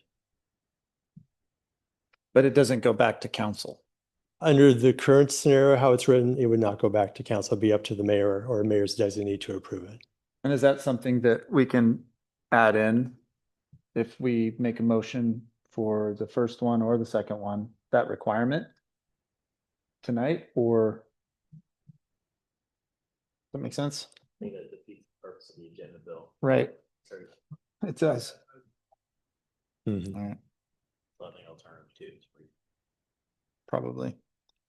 All right. Thank you. Just for clarification, where are we at? We've got everybody covered here. All right. We just finished question. We finished clarifying questions, and a motion would be in order.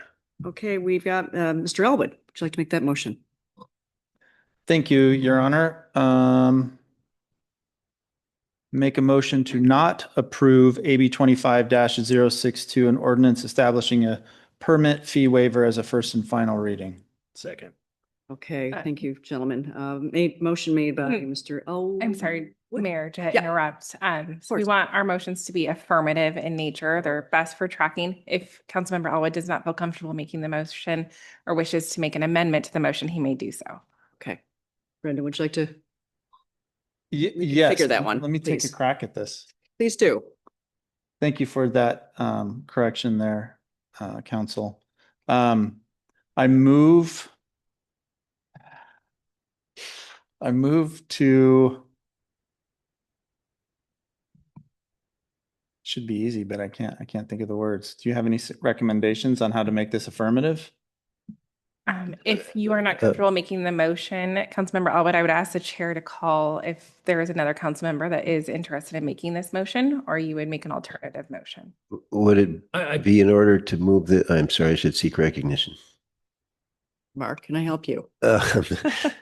What if we move to postpone it to a date certain? And that also would be an appropriate affirmative motion. So Point of order. We've got two alternatives.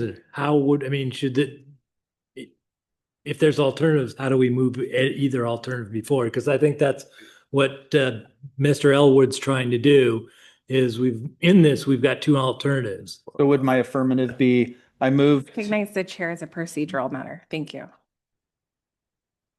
Thank you, Brendan. So would my best affirmative course of action be to approve alternate number 2 as written in the introduction? The alternatives are policy sort of positions for the council to consider as staff has presented them. The recommended action is the motion. If you don't seek to pass this motion, you can motion to table the agenda bill. That means that We'll go that route. if I may finish, motion to table means that it doesn't come back. Motion to table to a date certain means it will come back at a later time. Totally know that. Okay. Thank you. Okay. Are we ready? Brenda, do you want to take that away? Yes. Okay, great. I'd like to make a motion to move AB 25-062 to the June 17th, 2025 meeting. What's the date again? June 17th, I believe, is our next meeting. Second. Okay, great. Thank you very much. And my mic on, sorry, Mark. Okay. All right, Brendan, would you like to speak to this motion? I'll speak to it. I'm getting exhausted. You're keeping I us- apologize. I was thought I was tabling it and apparently I was not. I moved it to the June. So I didn't have another date certain in mind other than the June 17th. So. In order, and Errol. Yeah, so the feedback we would give is I think council wants to review these. I feel uncomfortable having the burden of an approval be on a staff member. So hopefully take that feedback and we can adjust for the 17th meeting. Thank you, Errol. Anybody else from council have anything they'd like to add? Susan?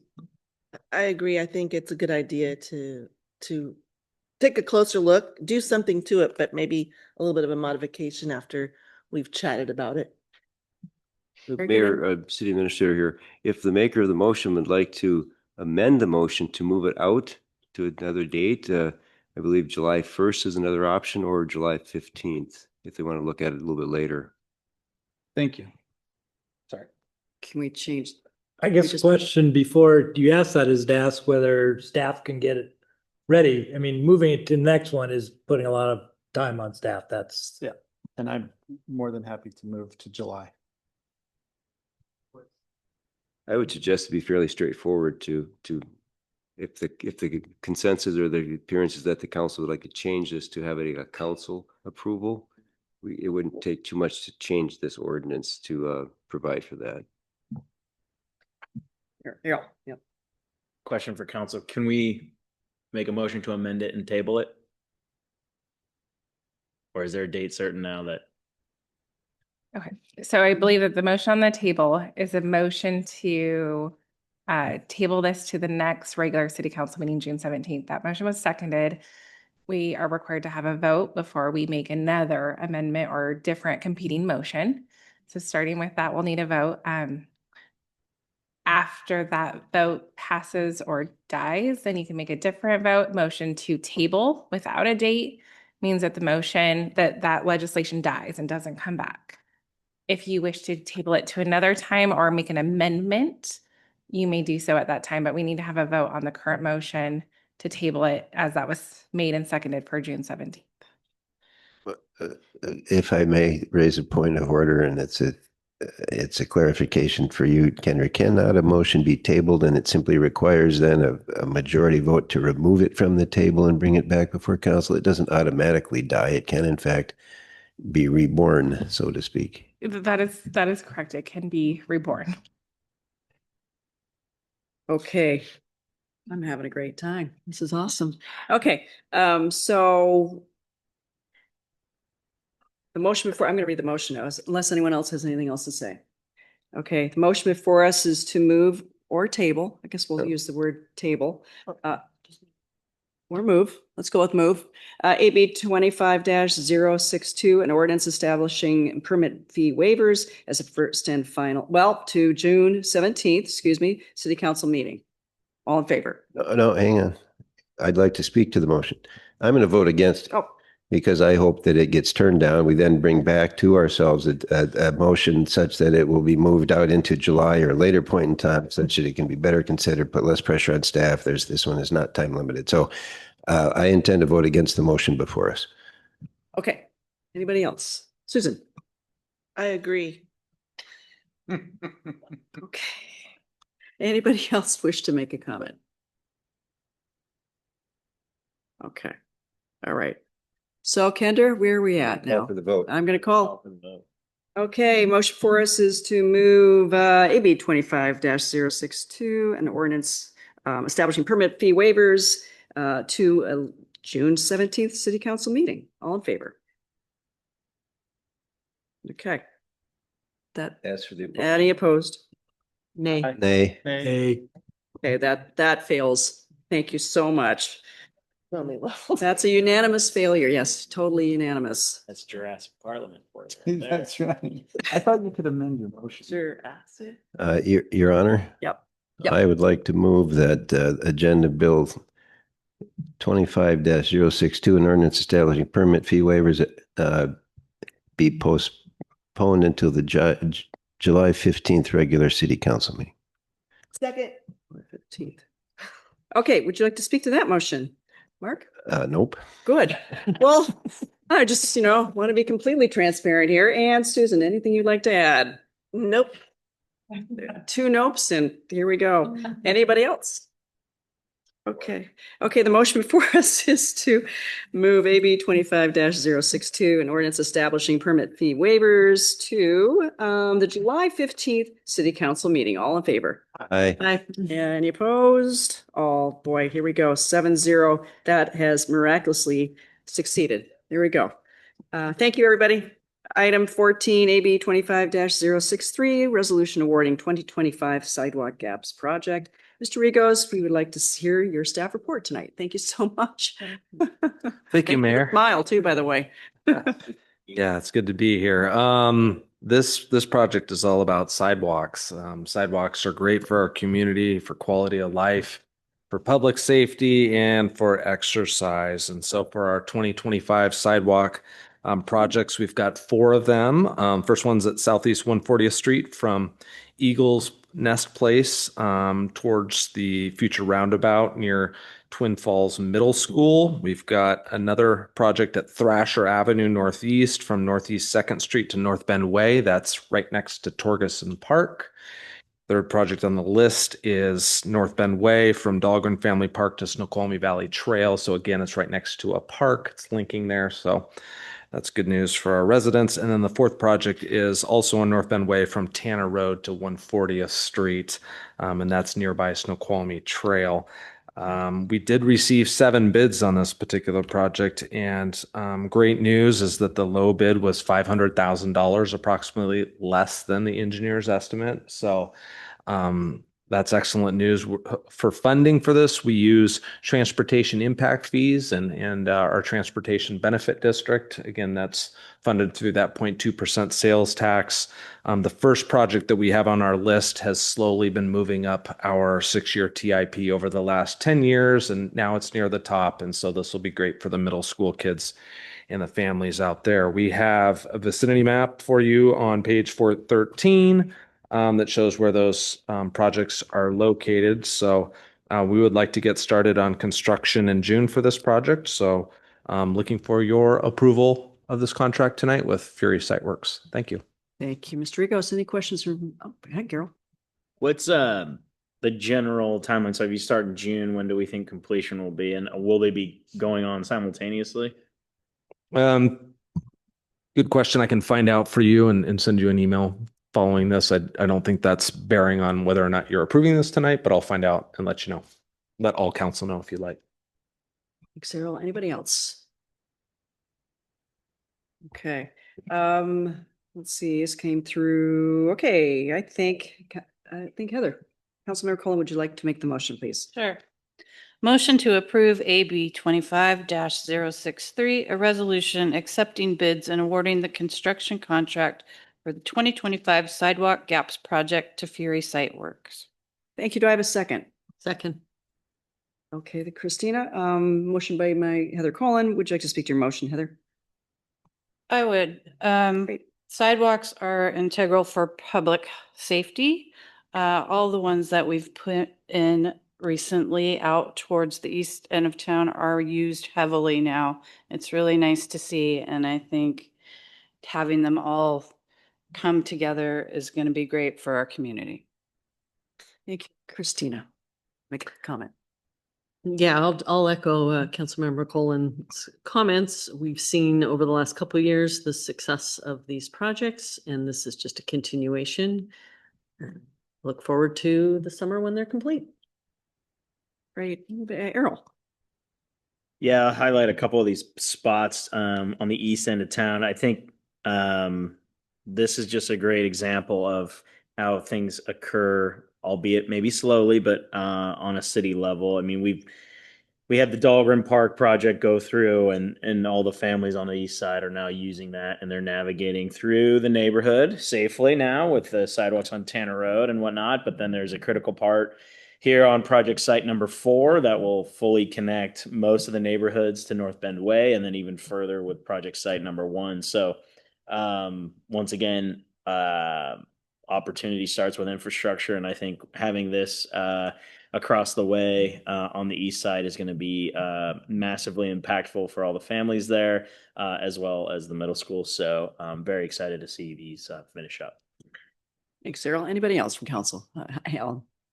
I just got to say about time. The east side definitely deserves this. This sidewalk program has been one of the best things that we've put forward for years, but it is about time we put something on the east side, and I'm excited. I think Susan. Yeah, I just this is one of my pet peeves is that we don't have any sidewalks in this town. And so when this comes across the desk, it's very exciting because it's not just about aesthetics, it's about safety. And so I'm very excited that we're doing this. So I'm definitely voting for it. Fantastic. Mark. I'll just pile on here. This is one of the funnest, most unifying, positively supported aspects of what we all get to do. It's the projects that have been completed recently are gorgeous. They're being used. If only Puget Sound Energy would come around. And so I want to thank staff and acknowledge all the hard work that does go into this. And I will certainly be voting in support. Thank you. Fantastic. This is great news. I'll just add, I'm a big fan of connectivity for sidewalks all through a town. So when I see this come across my desk, it's a really great thing to have happen. So, and that the bid came in as in the price fix it did. That's kind of amazing, actually. So there we go. So let's get forward. Okay, the motion before us is to approve AB 25063, a resolution accepting bids and awarding the construction contract for this 25 sidewalk gaps project of Fury Site Works. All in favor? Aye. Any opposed? Motion carries and passes unanimously. Thank you, everybody. Okay, we're coming to our last item. Item number 15, AB 25-064, motion authorizing amendment to interim city administrator employment contract. Ms. Escobar, now is your time to present, if you don't mind. Good evening, Council. Thank you for this opportunity again to ask for approval of the interim contract extension for Bob Larson. We have taken it to work study where you were able to ask additional questions about the contract. I would like to say that I've heard a lot of positive comments from the council about staff, saying that they appreciate our hard work and they're very grateful. And we would not have brought this extension to council if staff didn't believe that we really needed it. It is important to have consistency and strong leadership during this time of transition, and I would ask you to support it. Questions? Thank you. Any questions for Lisa from council? Okay, Christina, sure. No, never. I know we had a work study. We asked questions. I don't think the question was asked, so we are going to conduct interviews for the permanent city manager this week on the 5th. What are the steps following that, timing wise? We hope to come, to find the perfect candidate, to make an offer probably within a week. And Aaron, you can correct me if my timeline is off. And then that person, if they accept, that would begin the negotiation process for salary or benefits, et cetera. And then if it is accepted, then that person would be giving notice to their current position, which could be anywhere between 2 weeks and a month. And at that time, then we would expect someone to be here. Great. Thank you, Lisa, for that. Can I add something? Is this appropriate for me to say something at this moment? To tell you the truth, if I am to choose somebody, it could happen this week of this wonderful group of individuals you all have the opportunity to meet. And I welcome you to come on Wednesday even to meet them. The earliest that someone could start is probably the 17th of July. So there's a bit of a gap here. I want everybody on council and the public to understand that's what we're trying to fill and make sure that the transition going forward is as smooth as possible. That's absolutely critical. So that's where I'm at. And Errol, with that? Yeah. So that's a good point to my question. Is staff prepared or administration prepared that, I've hired people all the time. Sometimes you send the offer out and they don't accept it. Something goes sideways in the next 30 days. Are we prepared to fill this role after July 25th with an interim position from somebody on staff, or would we look elsewhere, presuming Bob is no longer available after July 25th? Well, I think like anything, coming up with a backup plan is an important thing to have. I would agree with you there. We don't have all the answers right now because we haven't gone through the full process yet. So God forbid there's no one that is chosen. And people listening out there, please understand, I'm giving all options available at this moment. We'd have to go through the process again. So there would be a need for someone to fill that vacancy, that interim vacancy. Now, here's where it's very, very interesting, and I want you all to understand the importance of what I'm saying now, is that I do not want to burn out our staff, our fabulous staff that work so hard for so many of the community and you and me. I'm very, very cautious to not put that on any specific person from staff, if you were. But honestly, my hope is to find that fantastic person and get that individual excited. I think everybody that's coming to meet us in the next couple of days are excited from what I've been able to assess from my first interviews going forward. That's why they're going to be here. And we can move that process so maybe they can come in, like I said, the earliest probably being the 17th of July. If there is an issue, I probably will come up with a plan where I choose one person as the top and a second person as the backup potentially. So that I want you to know that that's a thought that I've been carrying through too. So we don't want to have ourselves in a place where we're kind of waffling and just guessing. But here's the thing too, sometimes people are just leave for whatever reason and we have to fill that gap immediately. So that's not what that's what I'm trying to avoid with Bob's willingness to stay a little bit longer. And he may not stay the entire time. So there's that possibility too.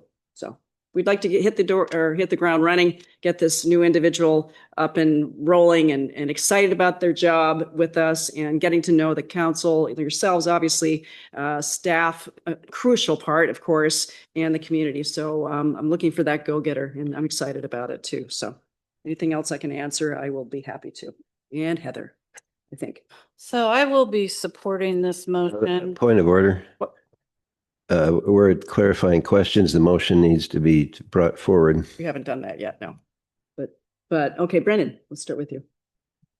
Thank you for your response to Mr. Tremolata's question, but it was unclear to me if you could clarify when you said that you wouldn't want to overburden staff. Does that mean that a backup plan would not be having an interim appointee who's already on staff? Just clarifying. We're still working through these little ideas. It could be a combination of numerous people, 3 directors, 2 directors. It may be that might be the necessary thing. Again, once and for everybody to understand the burnout factor for these hardworking individuals. I don't want them to tip the scales. I don't want to lose anybody here.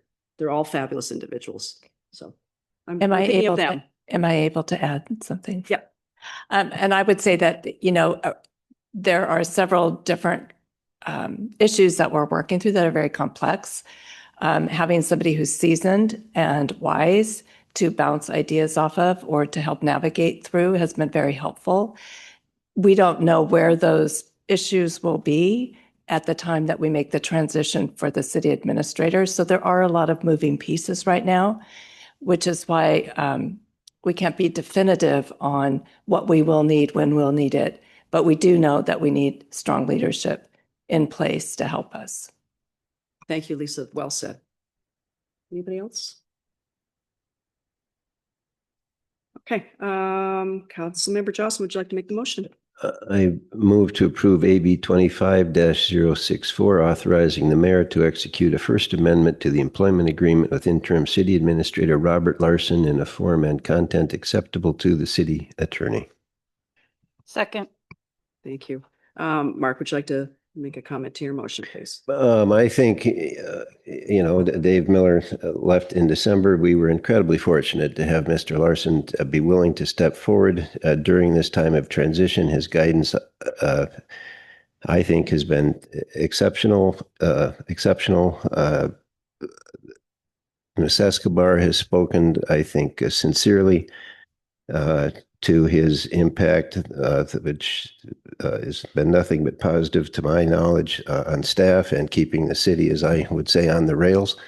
through some very difficult times and transitions, and being on the cusp of moving forward with the process to hire a permanent city administrator at this moment in time to not continue the employment of Mr. Larson would be very short-sighted and forego an opportunity of an orderly transition that we all are hoping for. The knowledge that he has brought and shared with folks here is of great value, and to not put in place a mechanism which allows for that transfer and transition to take place is strikes me as foolhardy. So I will be nothing but supportive. I would strongly encourage my fellow council to act similarly. I think with the ongoing negotiations with our neighbor around police services in particular, we've come to a truce, but that work continues. I think keeping Mr. Larson on presents us as a united front, strengthens our negotiating position, both with Snoqualmie and with the incoming new permanent hire for city administrator. Thank you, Your Honor. Thank you. And Heather Cohen.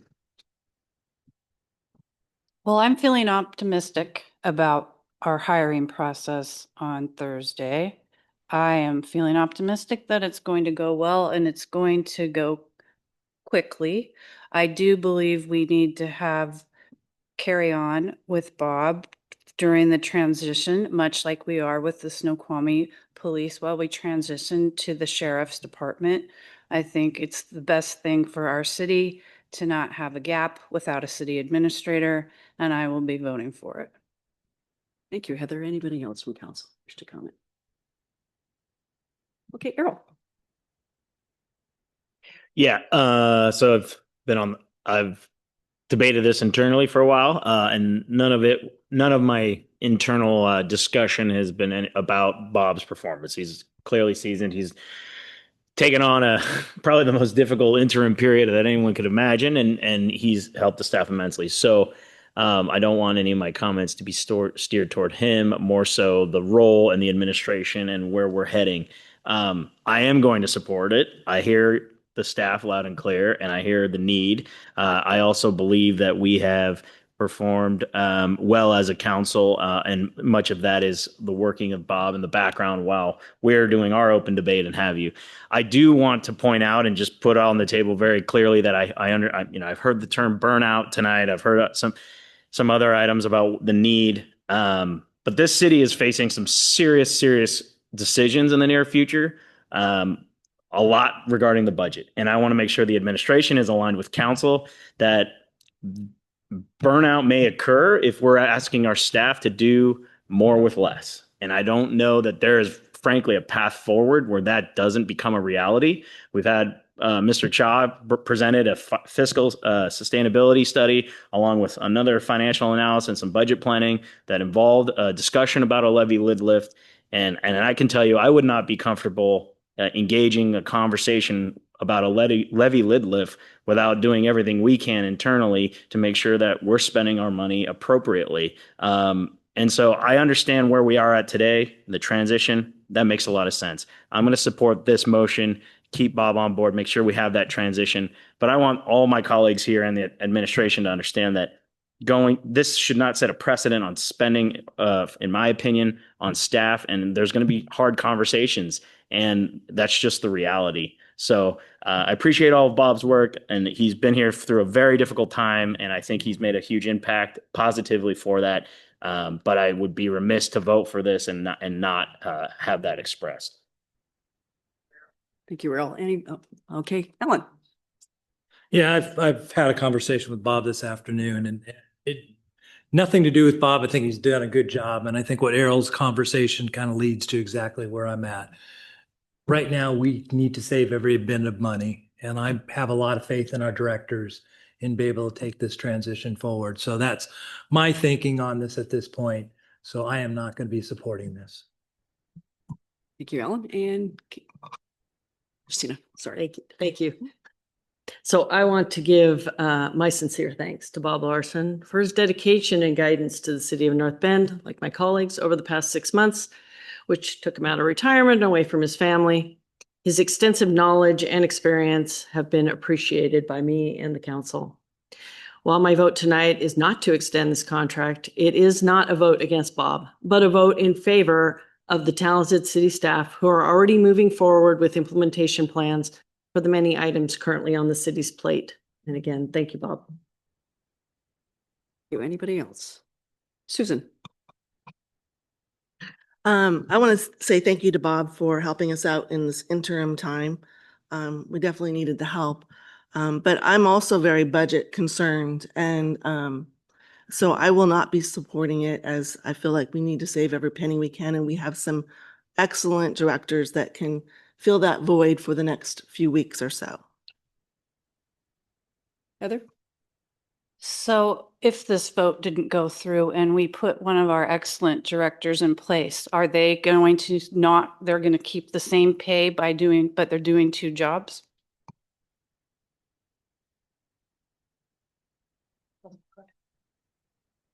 I think we're about ready to go to an exec session, I think, at this point. I feel like. Yeah, Brendan. Yeah. Like. Do you have anything to say, Mark? Looking at you, Mayor. Yeah. I feel like we need to adjourn to an exec session for about 15 minutes on this. Pardon me? Well, there's a couple of questions that as far as salary goes. So there's a motion on the floor. Not all council have spoken. I think you all did. No, Brendan has not. Sorry, Brendan. Pardon me. Mayor, if I may, I think Councilmember Cullen's question might be able to be answered by Lisa Escobar before we go to other council questions. We can answer it. Yeah. Typically, when someone takes on additional duties, they are compensated for it. Does that answer it? Kind of, sort of, not really. At what kind of compensation and who decides and how do you decide that?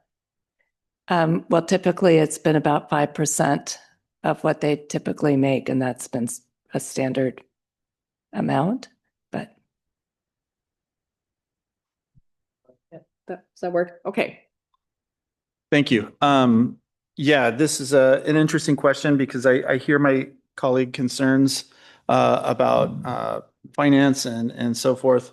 I will be supporting the approval of the contract. My position is one of I'd like to have seamless transition to new hire. I think we've been through a lot. We still have some more police services work to do. I think Bob he was there at the beginning when that first contract was established. He's been at the helm through some tumultuous times, coming out of retirement, dealing with a weird scenario and having to do all of that. I'm sure we've had our disagreements, but I think it's important that the new administrator that comes on will have Bob's point of view, guidance, and recommendations on what to do and how to proceed. This is not a takeaway from any of our fine directors. I'm more than happy to consider that as well once this next phase is done. But right now, I think we need to continue with that consistency. I also think the support specifically to our public saying, let's get through a few of these big deals. Let's get through the current, a new administrator. Let's onboard. The mayor is definitely going to need Mr. Larson's expert guidance on selecting a new candidate. I believe that Bob has been instrumental in the recruiting of the new candidate. I don't know what kind of message that would send if suddenly we're not renewing Bob and he's not there tomorrow night. So I would recommend that this contract be renewed. Thank you. Thank you, Brendan. Okay, we covered everybody. All right, Mr. Johnson, will you please make the motion? The motion's on the floor, Your Honor. I think you simply need to ask for the vote. Okay, the motion for us is to approve AB 25-064 of authorizing the mayor to execute a First Amendment to the employment agreement with interim city administrator Robert Larson in a form and content acceptable to the city attorney. All in favor? Aye. Aye. Any opposed? Nay. can I get a count? That's three nays, 4 yays. Motion does pass 4-3. Thank you, everybody. I just want to say briefly, thank you. Well, I think Bob already knows this, Bob, you've been a wonderful asset. A lot going on. Point of order, Your Honor, that the motion has passed and we move on. We're past any opportunity for comment. I'm sorry. I think I'm still in the air from New York City. I don't have an excuse for this, but okay. Thank you. Anyway, thanks, Bob. All right, let's move on to Mayor, Council, Administrative Concerns and Initiatives. Let's start with Alan tonight, please. Thank you. First, You bet. congratulations, Bob. I do look forward to working for you as well, as long as you're with you. I do want to bring something forward. I always bring forward, and it seems to be coming up more and more. The speeds with which some of our residents are running through our city is getting a little out of hand. We actually had somebody who was going 70 miles an hour in a 35-mile-an-hour zone. We had a very serious conversation today in public safety, and I really think we have to stress it more and more. It is not, you can wait 5 more minutes to get to your next stop. What you're putting at risk is our kids and our residents by the way you're driving around in this town. And I've made this point before and want to continue to make it. It's going to be light. School is almost out. We're going to have a lot of kids out there in our parks. We're trying to put sidewalks in to keep them safe. But the only way we're going to keep our citizens safe, regardless of sidewalks, is for our citizens to watch their speed. So this is a plea to the citizens out there. It'll take you 5 more minutes to get through town. Please slow down. It is for the safety of your family and friends too. Thank you.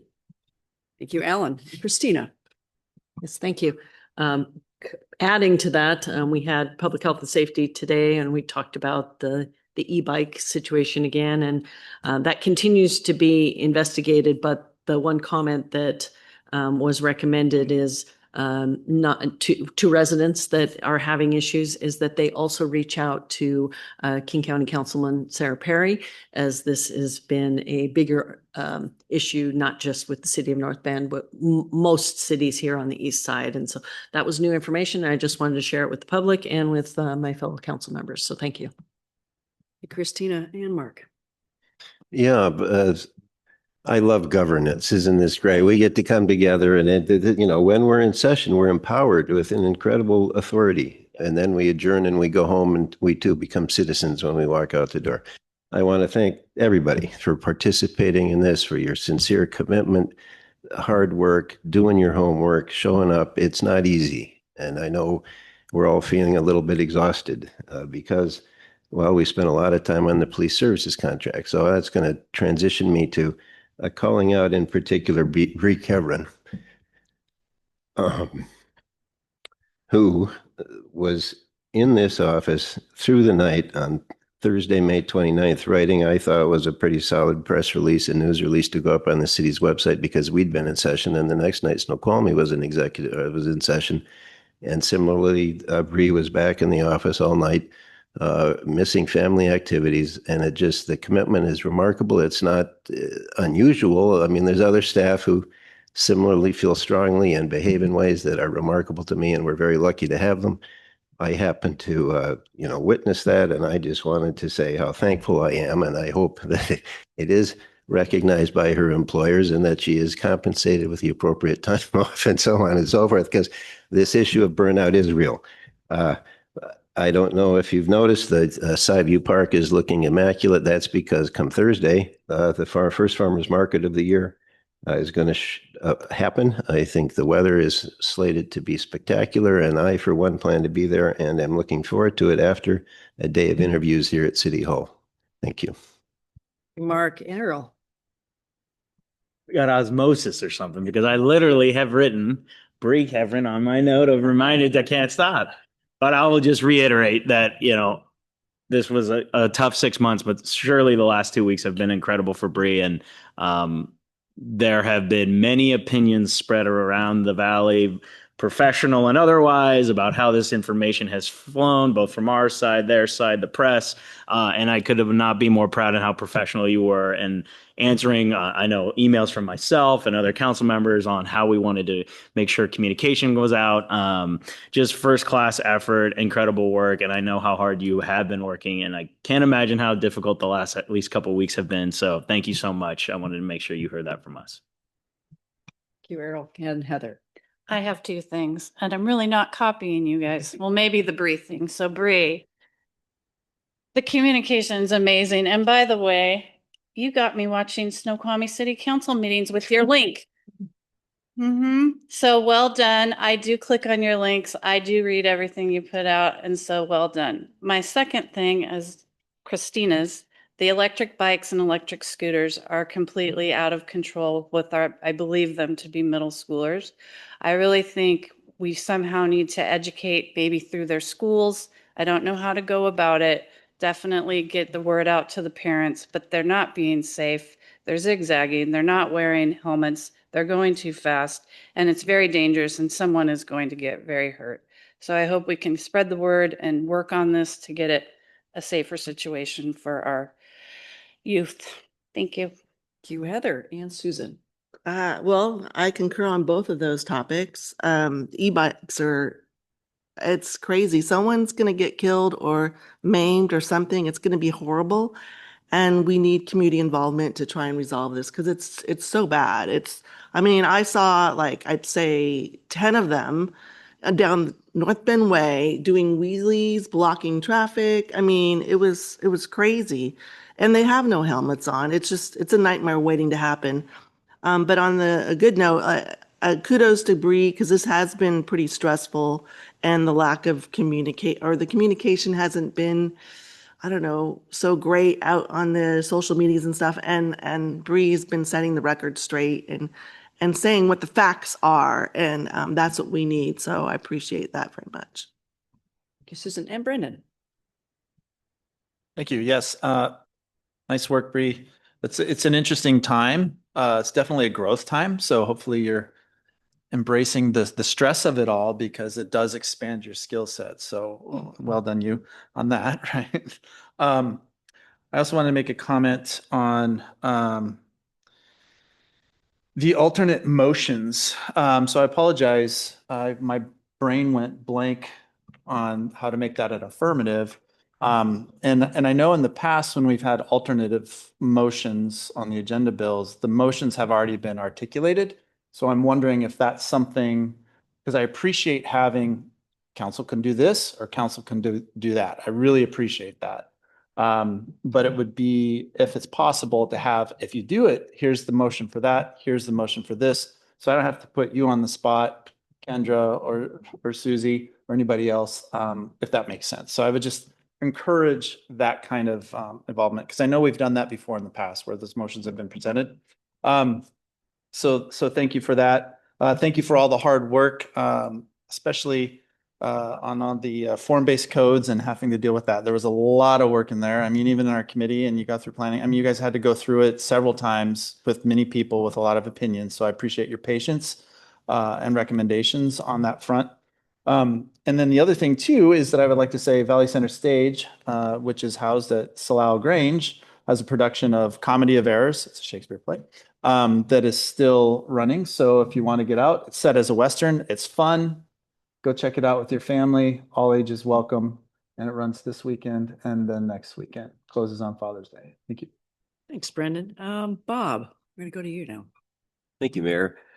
Just a couple of things, and I'm probably stealing the mayor's thunder on one of these, but I just wanted to again invite council, members of the public, the entire community to the reception tomorrow night. It starts at 6 p.m. for the city administrator candidates. They'll be here in this room. I'm really looking forward to this, and looking forward to a very thorough but very efficient and quick process, frankly. I do want to get back onto my retirement plan, but I also feel very compelled to want to hang in here and help the mayor out and staff to get this through, as well as the council. So, Bree, I want to also mention Bree, obviously last Friday, especially, but Thursday night too, but her esprit de corps and her temperament, if you see her in action, you did really appreciate it even more. But she stayed in there, and she did mention that I implored her to take some time off this week.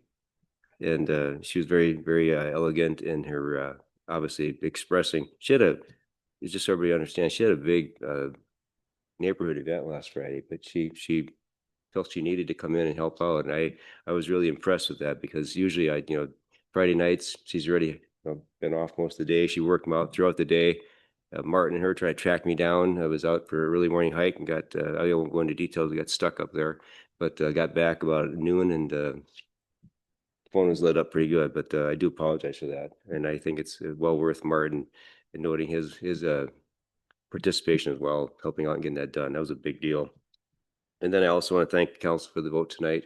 I understand completely where you all coming from. If there's any thoughts you have about obviously going forward to what you'd like to see in a new city administrator, please express those obviously to the mayor as well as to me if you like, and we'll try to carry it through so that we get someone who can fit in really well with the staff and the council and the mayor and the communities.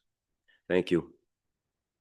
Thank you, Bob. Okay, residents are invited to meet the final candidates for the city administrator position at the public reception on Wednesday, that's tomorrow, June 4th, from 6 to 8 p.m. at the North Bend City Hall, right here in council or chambers. I encourage residents in the business community to stop by and connect. We would love to see you all. Council, I hope you can all come. And I'm super excited about this. So I'm just revved up because I just feel like there's something amazing going to happen going forward. And that's what I'm hoping for. The North Bend Farmers Market, like Mark said, it's opening Thursday from 4 to 8 at Sideview Park. I'll try to get there if time allows. I don't know if it'll happen for me, but please do if you can. The market will be open each Thursday through September 11th and features a variety of local grown food and specialty items. The live summer concert series will also be held in tandem with the farmers market from 6 p.m. to 7 p.m. at the park. The yard waste recycling program will be held Saturday, June 7th from 8 a.m. to noon at Public Works. Those attending are asked to use Public Works entrance off of North Bend Way. The program is open to select Saturdays through October and is available to all who reside in the 98045 zip code area. The city is seeking youth applicants between the ages of 16 to 18 for a vacancy in the Parks Commission. Applications, packets, and information regarding the position are also available on the city website. Deadline for submittal is June 20th. And it's so wonderful. I'm just going to add it warms my heart to hear Bree highlighted tonight. I just love working with you, and I feel like I want to protect you sometimes like a mama bear, but you're awesome. So keep doing and learning all the great skill sets that you're growing. It's been a real tumultuous at points communication, not from you or not to our community, but in general from the world around us. There's a lot going on is my point, but keep up that great work. We all appreciate you. And Bob, congratulations. Thank you for joining us again for a little bit longer. And council, thank you for your thoughtful comments and your considerations on every aspect of what you do and certainly showcase tonight. Thank you for everything you do. With that, let's motion for adjournment. Okay, motion by Mr. Gottel quietly and Mr. Brendan Elwood quietly. Okay, have a great night, everybody. We are done for the evening.